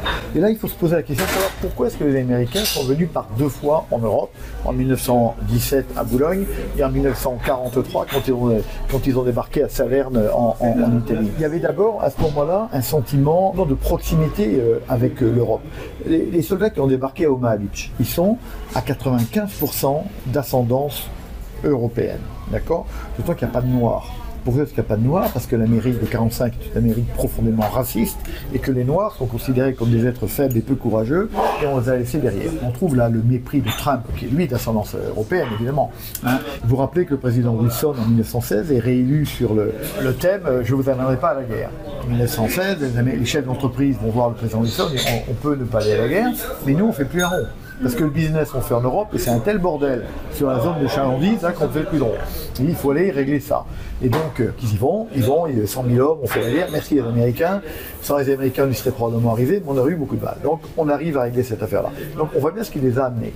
Et en 44, 43 ou en 43, on voit bien que c'est la même chose. Il y a cette ascendance, et puis il y a le fait que le business, il se fait là. Et que les chefs d'entreprise vont voir Roosevelt, mais bon, attends, c'est bien leur truc, là, il faut remettre de l'ordre. Donc, ils y vont, ils ne paient pas très cher. Hein, ils vont payer 100 000 hommes, c'est beaucoup. Et par rapport aux 20 millions de morts, c'est pas beaucoup. Ils vont payer 100 000 hommes, ils remettent le bordel. Et ils profitent d'ailleurs de cet engagement pour établir une première domination de l'Europe. Et ensuite, ils payent 400 000 hommes, c'est beaucoup aussi. Mais par rapport aux 60 millions de la guerre, c'est pas tellement. Bon, et grâce à cet engagement-là, ils vont faire de l'Europe un marché captif de cette affaire-là. Ils vont commencer avec le plan Marshall, dont vous savez que le plan Marshall apporte de l'argent, mais c'est un prêt qui doit être dépensé aux États-Unis. Ce mouvement-là est irréversible. Moi, ça fait je peux dire, des dizaines d'années pour lesquelles j'écris des articles de journaux en disant avec une phrase simple, le soldat Ryan ne viendra plus jamais mourir sur les plages de France. Et c'est sûr. Et je disais, une des raisons, c'est qu'il s'appellera Ramos. Parce que cette ascendance européenne, elle n'existera plus véritablement. Donc c'était prévisible. On aurait eu Kamala Harris, ce serait arrivé de manière diplomatique et supportable. Là, ce qui est terrible, c'est que c'est d'une brutalité énorme. Ça paraît comme une véritable trahison de l'Europe, qui est quand même la grand-mère patrie qui reste, jusqu'à présent. Maintenant, je ne sais plus très vrai, mais les États-Unis faisaient partie de l'Occident, et la culture américaine profondément, on est quand même originaire comme la nôtre, d'Athènes, de Rome, des Lumières, etc. Bon, Trump va partir, mais il est quand même un reflet profond des évolutions de l'Amérique. Et il a quand même été élu par au moins par 51% des Américains. Donc on ne peut pas dire que c'est un accident. Il faut absolument trouver cette autonomie. De Gaulle l'avait compris depuis longtemps, vous le savez, c'est pour ça qu'on a un appareil de dissuasion nucléaire. Aujourd'hui, tous les Européens en prennent conscience, et ils prennent conscience qu'ils ont acheté des F-35 qui peuvent être éteints par le Pentagone en une minute, si vous voulez. Qu'est-ce que vous pensez du rapprochement de Trump avec la Russie de Poutine? Est-ce que pour vous, à long terme, il n'est pas plus perdant que gagnant dans cette histoire d'un point de vue militaire, économique, commercial? Je pense que Trump est ce qu'il est, c'est-à-dire c'est pas un stratège. C'est-à-dire que le stratège, on lui demande pas de penser le coup d'après, on lui demande de penser 2 coups d'après. Et là, il pense, voilà, j'ai un intérêt immédiat parce que j'ai promis aux Américains, on va faire la paix, et je fais copain avec Poutine. Le stratège, il pense au coup d'après, et quand il fait quelque chose, il pense à la contre-réaction de l'autre, Et lui-même pense à sa contre-réaction, à la contre-réaction de l'autre. Et là, visiblement, lui, c'est un dealer, hein, je fais des coups, et d'ailleurs, je fais un coup de samedi, mais le dimanche, je change, le lundi, je reviens. Bon, on est dans une aberration. Poutine joue là-dessus. Poutine, pour l'instant, comme d'habitude, Trump ne fait du mal qu'à ses alliés, pas à ses adversaires. Hein. Le Canada, le Mexique, l'Europe, le Danemark. Et donc, Trump est en train de jouer un coup, et il espère que c'est un coup durable. C'est évidemment pas un coup durable. Parce que Poutine, il est aux affaires depuis 25 ans. Ça fait 25 ans, il est aux affaires. Et il sait bien que Trump va partir. Donc là, je pense qu'il y a une espèce d'aveuglement de Trump qui veut jouer le coup, etc. Et puis assez rapidement, quand même, il y aura un retour de bâton. Vous savez, le monde suit de très près la troisième loi de Newton. Et c'est la loi d'action-réaction. Et Trump dit dans son discours, il y a 4 jours, devant la Chambre et le Sénat rassemblés, je vais faire des États-Unis la puissance la plus dominante au monde qui ait jamais existé. Il n'a pas compris ce qui se passait, si vous voulez. On voit bien qu'à un moment donné, il y aura une réaction, probablement du peuple américain, probablement, et c'est déjà fait du monde contre l'Occident, ça c'est parti depuis longtemps, si vous voulez, hein, que donc ça ne durera pas éternellement. Pour revenir à l'Europe de la défense, pour vous, c'est quoi les plus gros défis actuellement? Est-ce que ça concerne le nucléaire, la capacité de financement, la question des armées différentes? Je n'évacue pas le problème du financement, qui est un problème premier, bien sûr. Le ministre de la Défense, à juste titre, dit que le bon poids pour la France, l'armée française, c'est 100 milliards, on est à 50. Et on est à 2,1% du PIB. Et on est dans un pays qui est profondément endetté. Il y aura bien un rééquilibrage des dépenses. Il faudra choisir ou rééquilibrer le régalien et le social. Il n'y aura pas d'autre choix. Par exemple, les Danois sont en train de porter l'âge de la retraite à 70 ans pour être capables de payer l'effort de défense. Évidemment, il faut le faire comprendre aux Français. On a toujours cru, nous, que la liberté, c'était gratuit. Les Américains disent l'inverse. Ils disent « freedom isn't free ». Et oui, la liberté, il faut la payer. On est depuis très longtemps dans une histoire que la démocratie, c'est une donnée, la liberté, c'est une donnée, le bonheur, il faut l'exiger. Bon, et donc, on ne paye pas pour ça. Et j'aime bien citer général Eisenhower, qui était un grand général et un grand président américain, qui dit « la liberté et la démocratie ne sont pas une donnée. Il faut que chaque génération soit capable de se lever pour la défendre à son tour. » Le problème pour les Français, c'est que ça fait 4 générations qu'on n'a pas à défendre, puisque les États-Unis défendent pour nous. Et quand vous regardez les dépenses des Français, les Français ne dépensent pas pour ce genre de choses. Ils dépensent pour se loger, pour se nourrir. Et aujourd'hui, on leur dit « il va falloir faire un petit effort, on va diminuer le nombre d'efforts, et puis il va falloir juste payer votre liberté. » Pour l'instant, c'est les Américains qui le faisaient. Là, il va falloir le faire nous. Donc payer, je ne sais pas comment, mais on ne peut pas imaginer que personne ne paiera.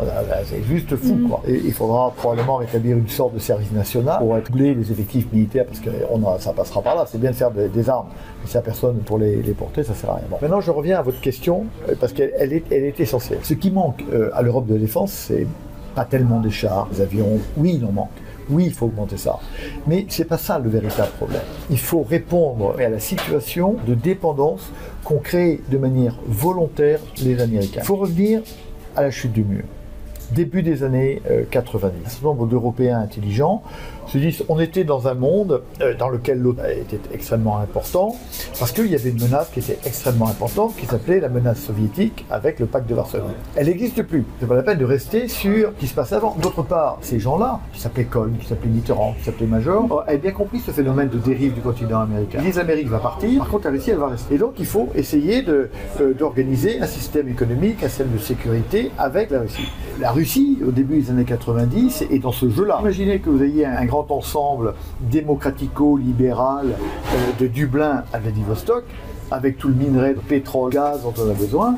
L'Amérique disparaît. Le grand leader du monde occidental, c'est cet ensemble euro-asiatique. L'Amérique est opposée à ça, et en particulier, ils vont faire en sorte que nous restions dépendants d'eux en termes de défense. C'est Madeleine Albright, qui est la secrétaire d'État de Clinton au début des années 90, va mettre sur pied la politique des 3D, pas de discrimination, on ne doit pas découpler, l'Amérique, l'Europe, pas de duplication.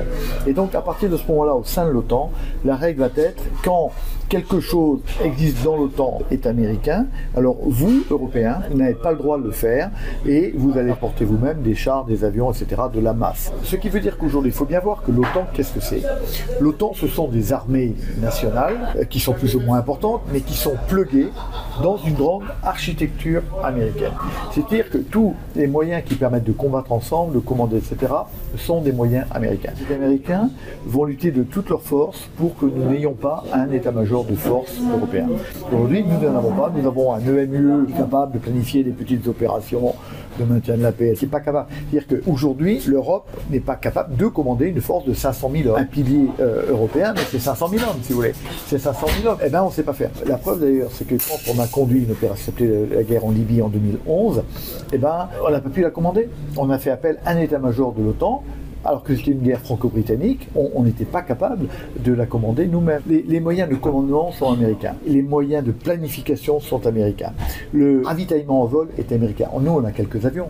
On a juste de quoi ravitailler nos avions porteurs d'une arme nucléaire s'il y avait un raid nucléaire à faire. Donc on a le minimum. Parce que l'essentiel du ravitaillement en vol était assuré par les Américains. C'est pour ça qu'on dit que l'armée de l'air française, qui est une armée excellente, est capable de faire la guerre très longtemps, juste parce qu'il n'y a pas suffisamment de ravitaillement en vol. On n'a pas d'avions de transport stratégique. Tous les avions, on n'a pas de gros avions comme ont les Américains. Là, on fait forcément appel aux avions américains. D'ailleurs, quand on a été au Mali en 2013, guerre brillante, mais qu'on n'aurait pas pu conduire sans les moyens américains. Donc là, on est totalement dépendant. On est totalement dépendant en termes de renseignement. Et on voit avec l'Ukraine ce que ça coûte d'être dépendant en termes de renseignement. L'Ukraine, eh bien, elle est en train de perdre ce qu'elle avait conquis parce qu'elle n'a pas de renseignement. 90% du renseignement de l'OTAN est américain. 90% des moyens de communication sont américains. 90% des moyens de frappe dans la profondeur sont américains. On n'a pas de missiles capables de frapper les radars adverses. C'est extrêmement important. La guerre en Libye, c'est une guerre franco-britannique et c'est des avions et des hélicoptères des deux nations qui font le boulot. C'est une guerre stupide. Enfin bon, voilà, c'est comme ça. Techniquement, ils font le boulot. Les Européens ne font pas la guerre tout de suite, c'est les Américains qui la font d'abord. Parce qu'on est obligé de leur demander de faire plusieurs pas, cela durait 2 jours à peu près avec leurs avions, pour aller détruire les radars libyens. Et on ne peut intervenir qu'après. Ces armes-là, il n'y a quasiment que les Américains qui les possèdent. Le problème, c'est un problème de financement majeur. Et l'autre problème, c'est de reconstruire des éléments de cohérence opérationnelle qui fait qu'on serait capable de se battre. On est toujours capable de se battre armée par armée, ça on sait faire. Mais on n'est pas capable de se battre tous ensemble. C'est pour ça que la réunion d'aujourd'hui, à l'école militaire et chez l'état-major est très importante, parce qu'il faut bien que chacun comprenne ce qu'il peut apporter au pot, comment on peut pallier au plus vite à cette affaire-là, d'une part, et l'autre sujet, c'est comment on peut pallier au plus vite à l'abandon de l'Ukraine par les États-Unis en termes de renseignement. Pour clore ces entretiens, nous avons posé à chacun de nos invités la même question. Croyez-vous en la possibilité d'une 3e guerre mondiale ? Une interrogation volontairement provocatrice, mais qui permet de révéler les lignes de fracture, les inquiétudes et parfois les espoirs qui traversent aujourd'hui la réflexion stratégique en Europe. Vous croyez en une 3e guerre mondiale et est-ce que vous pensez que nos dirigeants européens seront capables de l'éviter ? Alors, moi, je ne crois pas à la 3e guerre mondiale parce que nous serons suffisamment forts pour l'éviter. Et pour l'éviter, c'est dissuader un agresseur potentiel. Lui montrer évidemment que le coût qu'il aurait à payer, ce qui est déjà vrai pour l'Ukraine d'ailleurs, entre l'Ukraine et la Russie, que le coût qu'il aurait à payer est supérieur à ce qu'il en attend. Mais pour qu'elle soit évitée, cette guerre, il n'y a pas d'autre solution que de la préparer. Enfin, vous connaissez le vieil adage latin, je ne vais pas vous le répéter, mais c'est absolument fondamental. La Russie, la guerre, elle va s'arrêter, ne serait-ce que parce que l'économie russe, elle peut tenir encore 1 an, l'armée russe, elle peut tenir encore 1 an. Mais par exemple, la machine de guerre russe, l'économie russe, c'est une économie de guerre. Elle multiplie par 2 chaque année le nombre de chars qu'elle produit, si vous voulez. Et donc, elle sera, dans très peu d'années, capable de relancer la guerre vers les points faibles de l'Europe, qui sont par exemple la Moldavie. Avec une question, nous, est-ce qu'on va mourir pour la Moldavie ? C'est pas mort pour Danzig, vous vous rappelez. Est-ce qu'on va mourir pour Vilnius ? Je ne sais pas. Et c'est bien qu'en termes militaires, et en termes de capacité des nations à s'engager, il y a de vraies faiblesses. C'est pour ça qu'il faut tout de suite montrer notre détermination, et on ne montrera jamais mieux qu'en construisant une armée, une défense de l'Europe qui soit réelle et qui soit crédible dans la volonté. Mais cette volonté des pays européens, elle ne se montrera que justement par la création de cette capacité de défense autonome. Est-ce que vous croyez en la possibilité d'une 3e guerre mondiale ? Déjà, une question que beaucoup se posent, elles sont légitimes. En tout cas, moi, je ne crois pas à court terme à une troisième guerre mondiale au sens conventionnel. C'est un conflit généralisé entre puissances, un engagement militaire massif, direct et avec plusieurs belligérants. La dissuasion nucléaire reste produit toujours des effets, faut-il le rappeler. Il y a un nouvel âge nucléaire. Il faut imaginer ce que serait devenue la guerre d'Ukraine s'il n'y avait pas eu la dissuasion nucléaire.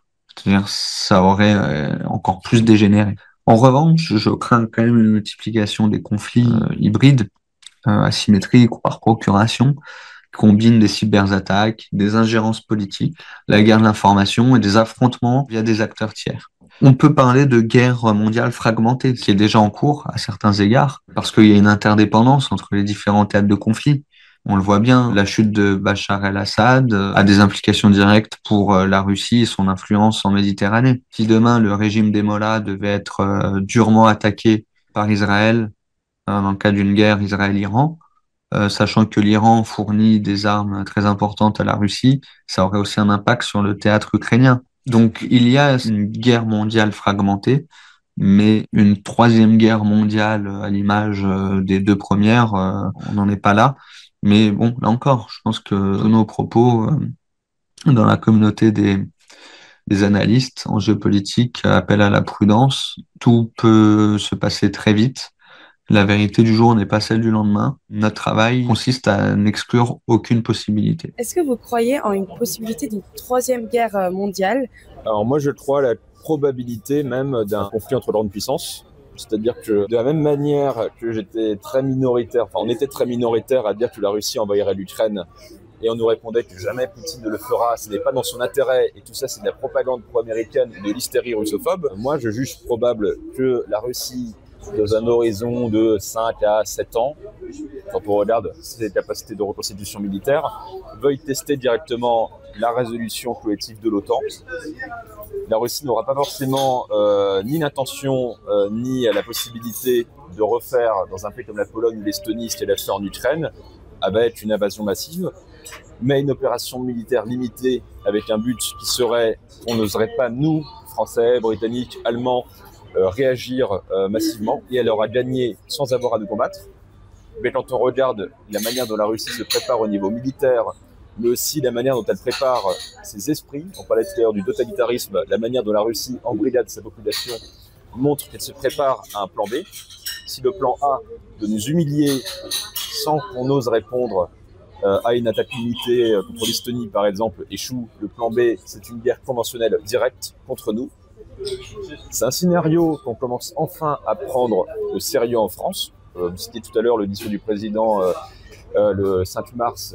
C'est quand même la première fois de sa part, de la part d'un dirigeant français depuis la fin de la guerre froide, qu'on a une prise au sérieux de la réalité de la menace. Voilà. Moi, je ne sais pas s'il y a un risque de troisième guerre mondiale au sens des deux précédentes.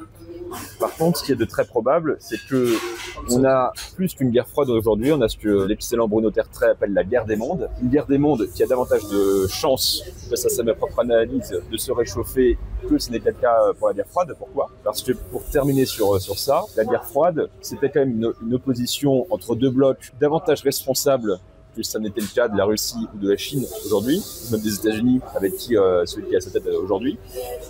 La guerre des mondes, elle n'est pas simplement sur une base idéologique, comme c'était le cas hier entre l'Est et l'Ouest, sur une base communiste et capitaliste. Elle a une base civilisationnelle. Pour un pays comme la Chine ou la Russie, la question de prendre sa revanche sur le passé, la question de reconstituer un empire perdu est beaucoup plus prégnante. Là où l'URSS ne remettait pas en cause le statu quo territorial en Europe, la Russie, évidemment, ne se satisfait pas de ses frontières actuelles. Et pour moi, le vrai risque, c'est un conflit qui serait régionalisé en Europe. Mais il y a aussi un risque, là encore, et à ne pas sous-estimer, c'est que dans la décennie qui vient, on a aussi des chances extrêmement élevées que la Russie, évidemment, attaque Taïwan. Et on a un scénario qui est pris au sérieux, par exemple, par des gens à qui j'ai parlé de la marine nationale, c'est qu'on a une coordination. Si la Russie, par exemple, attaque dans les pays baltes et que la Chine y voit une fenêtre de tir pour envahir Taïwan, ou inversement. Et là, on se rapproche du scénario de la guerre mondiale. Une fois les enjeux européens posés, nous portons désormais notre regard vers l'Amérique latine. Noam Titelman, économiste formé à la London School of Economics, spécialiste des méthodes de recherche sociale, et Paulina Astroza, professeure de droit international, experte en relations internationales et en intégration européenne, nous livre une analyse éclairante de la montée des extrêmes en Amérique latine, en écho aux tensions que connaît aujourd'hui le continent européen. En Europa estamos viendo un avance significativo de la extrema derecha, con figuras como Le Pen o Bardella en Francia, Meloni en Italia y gobiernos en Hungría o Polonia. ¿Cómo explicaría este fenómeno? ¿Y cree usted que la Unión Europea está preparada para enfrentar el auge de los extremos políticos? Lo primero es que este auge no es nuevo. La verdad es que sobre todo la extrema derecha o derecha radical viene desde los años 90 en especial aquí en Europa. Lo que sí se ha dado es que lo que ha ocurrido ahora es que han llegado al poder. Y eso es algo que si bien en algún momento se frenó, el año 2002, por ejemplo, aquí mismo en Francia, que se logró frenar a Jean-Marie Le Pen y gana un 80% Chirac. También en otros lados donde llegó al poder, como en Austria, Haider, tuvo sanciones por parte de la Unión Europea porque había llegado alguien de extrema derecha. Sin embargo, hoy día son parte del gobierno, de muchos gobiernos, y al mismo tiempo han entrado fuertemente en el Parlamento Europeo. Han cambiado el discurso, sobre todo de cambiar, de destruir la Unión Europea o de debilitarla por cambiarla desde dentro. Y eso es lo que están haciendo, y no solamente lo están haciendo desde la Unión Europea, sino que también lo están haciendo dentro de los Estados. Entonces no es un fenómeno nuevo, pero es un fenómeno en el cual han llegado al poder. Y eso es lo que hemos visto, y ahora lo más reciente es el triunfo de alguien que venía de los hooligans, realmente de la extrema derecha, el partido PiS en Polonia, y que ha llegado a la presidencia de este país, cuando el primer ministro es pro-europeo totalmente. Entonces hay señales que siguen siendo bastante alarmantes aquí en Europa. ¿Qué riesgos representa el crecimiento del extremismo para el derecho internacional y el sistema multilateral actual? Bueno, dentro de las características que tienen los populismos, pero sobre todo los populismos de extrema derecha, son, primero, que son antiglobalistas, son contrarios a todo lo que significa el multilateralismo, significa la integración. Por eso odian tanto a Nueva York como odian a Bruselas, que es que lo vemos en el ámbito de la ONU o lo vemos en el ámbito de la Unión Europea. Al mismo tiempo van contra el multilateralismo en general. Por eso que critican mucho tanto la Organización Mundial de Comercio, critican la Organización Mundial de la Salud, critican todos los ámbitos en los cuales puede haber cooperación o colaboración.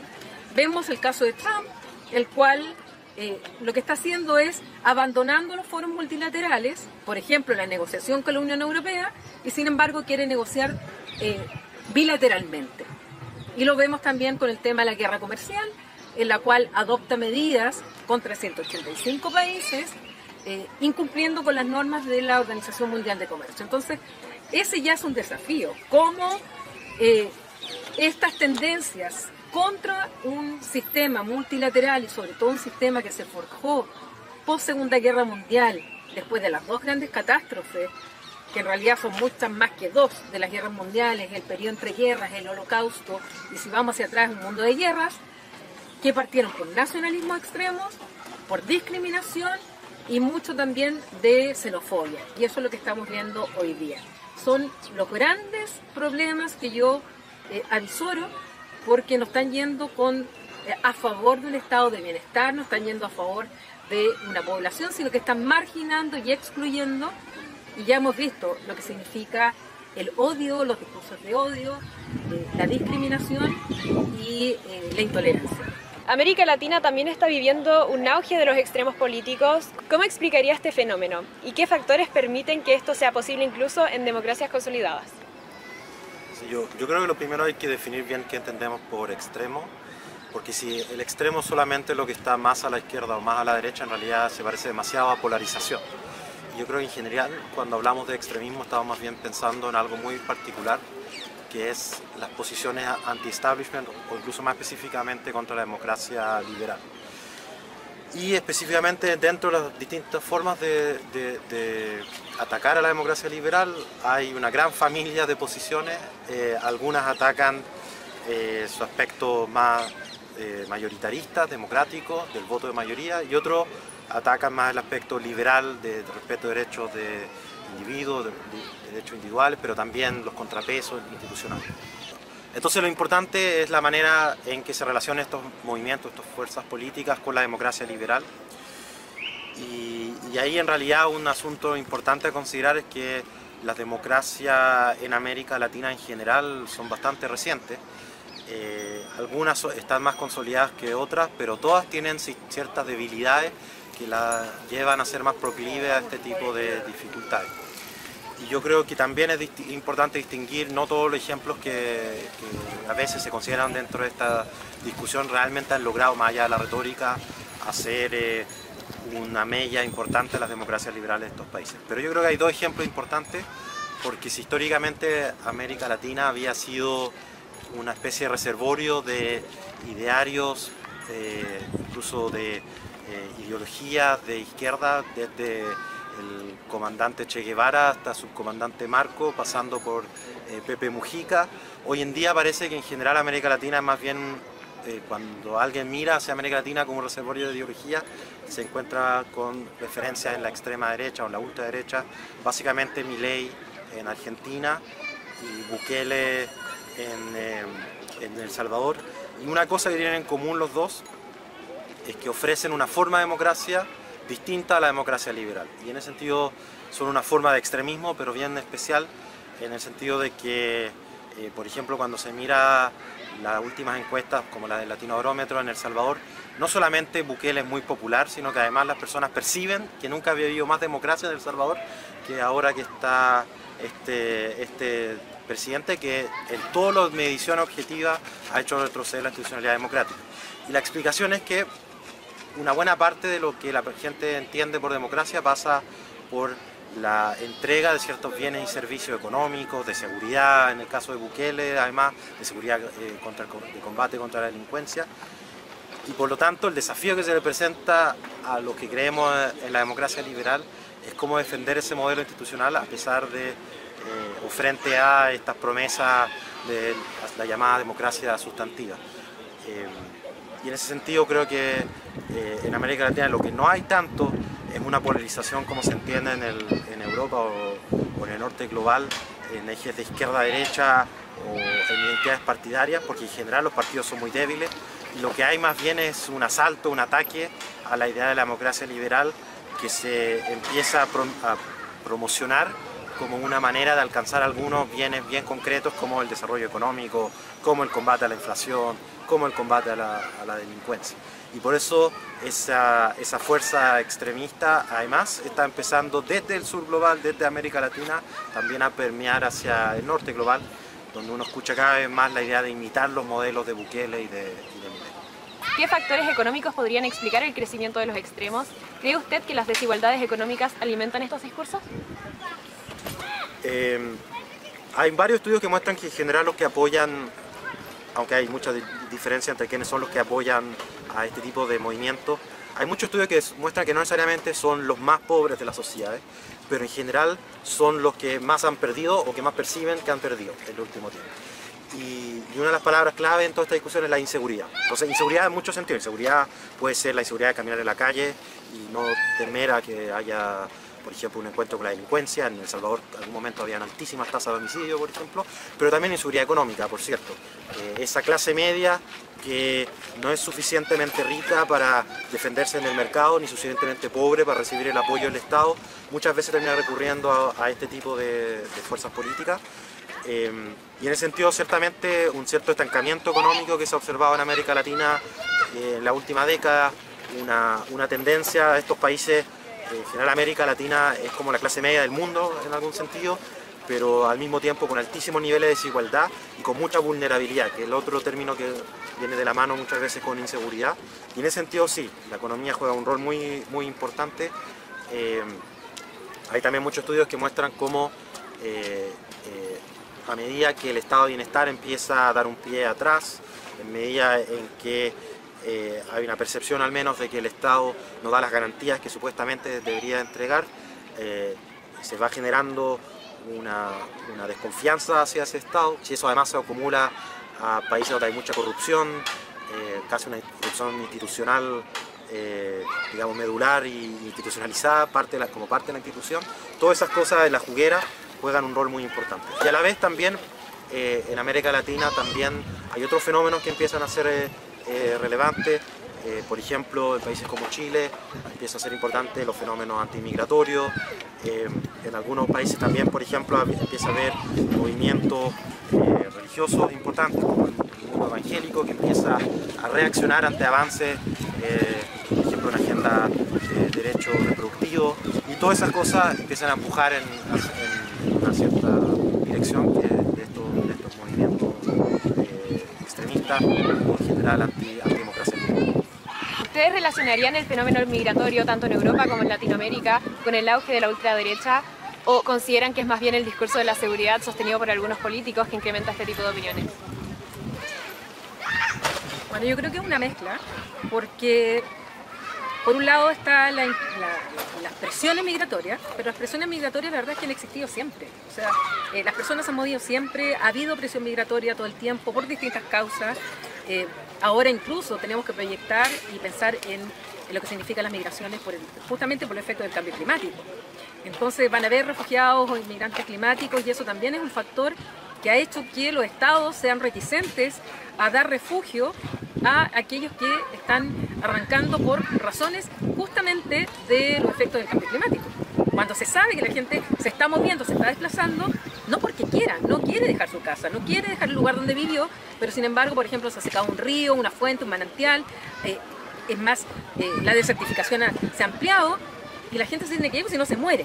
Bueno, ahí hay un vacío, y jurídico hay un vacío, porque el tema del refugio, que es obligatorio para los estados, no tiene la causal de justamente esto de arrancar del fenómeno climático. Entonces, estos son factores que se van uniendo tanto a la migración como a la seguridad, porque la amalgama se da muy fácil en el discurso populista de decir que, por un lado, los migrantes tienen que ver con los problemas de seguridad y aquí en Europa, además, se hace la amalgama con los actos terroristas, porque esto también tuvo un auge muy fuerte y por eso también los partidos acá han tenido también en Europa, han tenido una subida en su aprobación, porque las personas sienten también que esta religión, que en el caso particular es el Islam, unido por lo tanto al factor migratorio, unido al factor de seguridad, a la pérdida de identidad para muchos de ellos,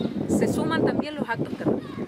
Entonces, esa amalgama llega como relato a las personas y las personas finalmente juntan todo esto. Pasó en el Brexit, que es un ejemplo muy claro, donde Nigel Farage hacía esa mezcla muy clara y ya ha ocurrido con otros líderes. Entonces, sí, está mezclado todo. Siendo que Europa no solamente ha sido un continente el cual los movimientos migratorios han salido de aquí por las guerras, sino que también han recibido muchos inmigrantes. Bueno, evidentemente en estos periodos en los cuales hay un tema económico también, que dice relación con que Europa no se ha recuperado rápido de la gran crisis financiera en 2008 y donde aquí hay una sensación que le van a entregar una Europa a sus hijos, a sus nietos, peor de la que recibieron ellos, con todo el esfuerzo que tuvieron sus ancestros justamente después de las guerras mundiales.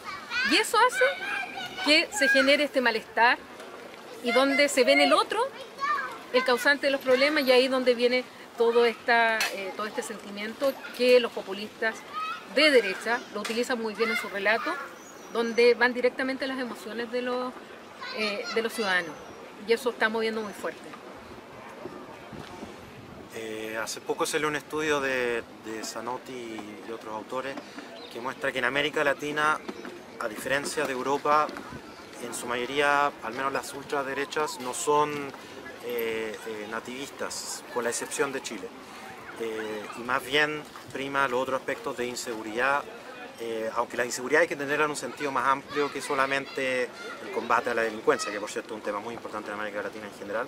También tiene que ver con la inseguridad económica, la falta de una red social de apoyo, la vulnerabilidad económica y también un sentido de inseguridad cultural, si se quiere, Por ejemplo, hay formas de vida, hay formas de relación con el trabajo que cambian por la automatización. Hay muchos países que han ido viviendo un fenómeno de desindustrialización.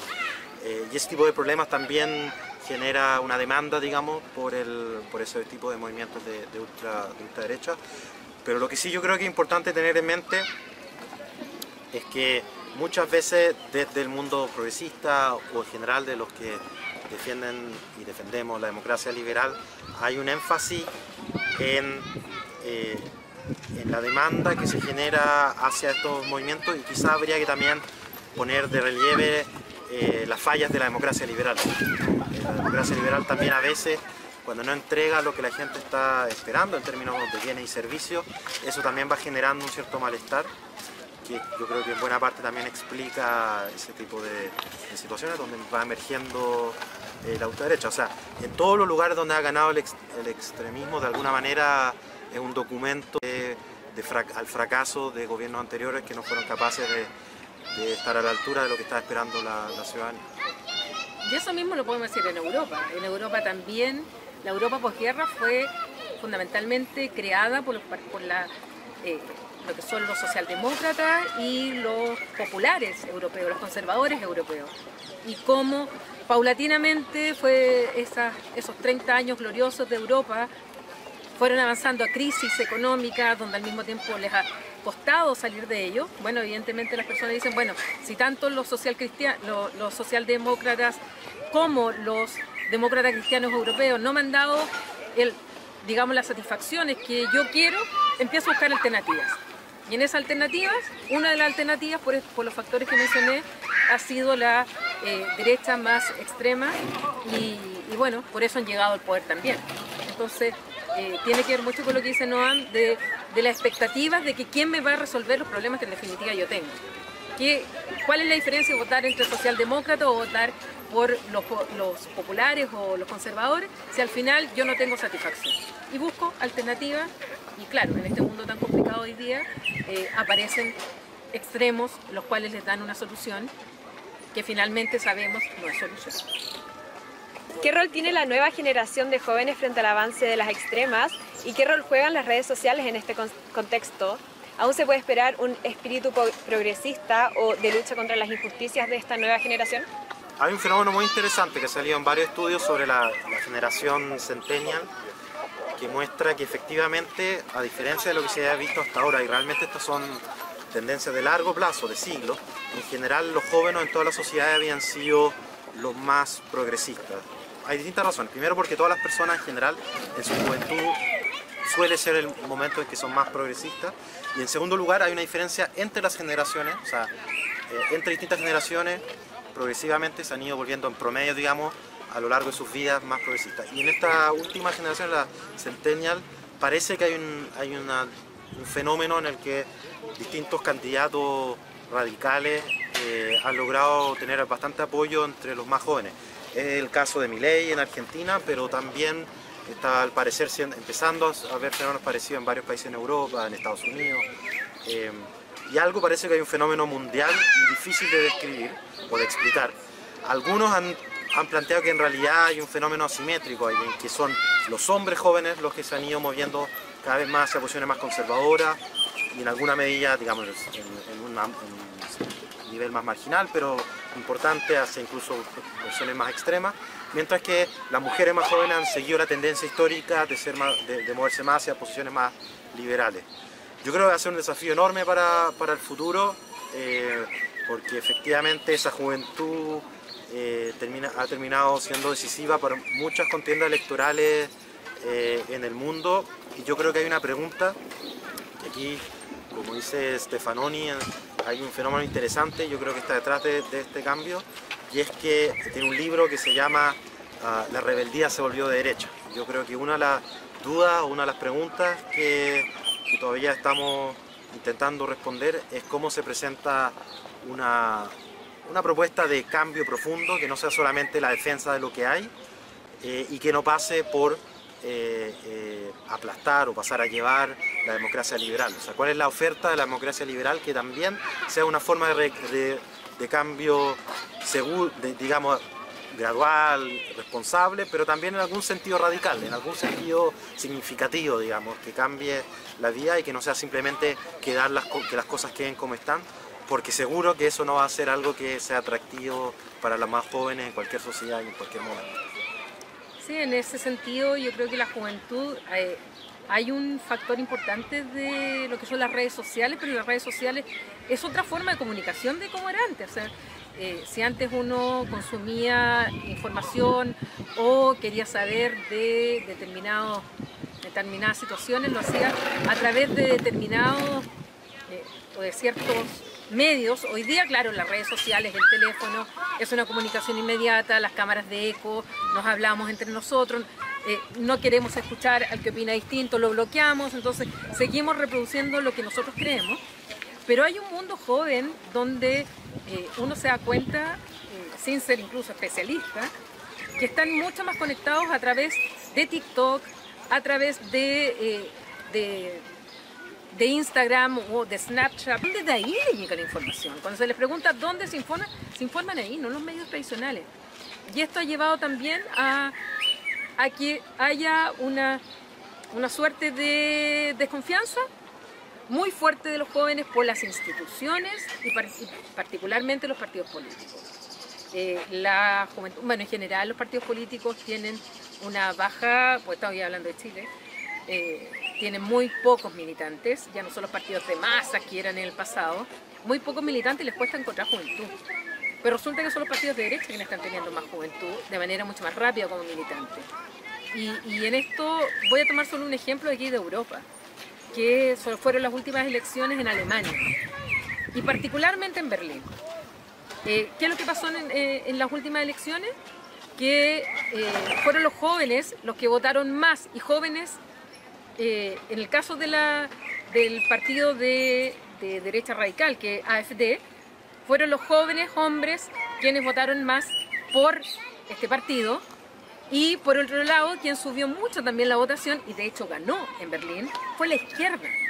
O sea, los jóvenes en ese lugar no votaron ni por los socialcristianos, los demócratas cristianos, junto con los socialcristianos, ni por la democracia cristiana. Terminaron votando mayoritariamente los jóvenes por los dos extremos, por razones distintas. Entonces yo creo que en eso ya los jóvenes, no es que no crean en la política, no es que los jóvenes estén aparte de la política, los jóvenes realizan política en muchas formas. Lo que no están confiando son en los partidos políticos tradicionales, y eso hace que los partidos políticos tradicionales tienen una responsabilidad de por qué se les fueron los militantes, y al mismo tiempo tienen un desafío de cómo captar esos militantes jóvenes, porque si no lo hacen, no tienen ninguna posibilidad de solos llegar al poder. Y ahí van a tener que hacer alianzas con los extremos. Y es lo que está pasando y vemos en varias partes. Bonjour à toutes et à tous, merci beaucoup d'avoir regardé la vidéo, on espère qu'elle vous aura plu. Nous en tout cas ça fait 1 an qu'on travaille dessus et on en est très fiers. Merci d'ailleurs à notre monteur David qui a fait un travail remarquable, et merci surtout aux intervenants qui ont été très patients, qui ont répondu à toutes nos questions. Alors qu'on n'est pas un groupe de professionnels, on est l'association Sorbonne pour les Nations Unies, et plus particulièrement l'antenne International Security and Defense. Donc voilà, on espère que la vidéo vous aura plu, que vous avez passé un bon moment, et si c'est le cas n'hésitez pas à la partager. Merci pour votre curiosité et à très bientôt pour de nouveaux projets.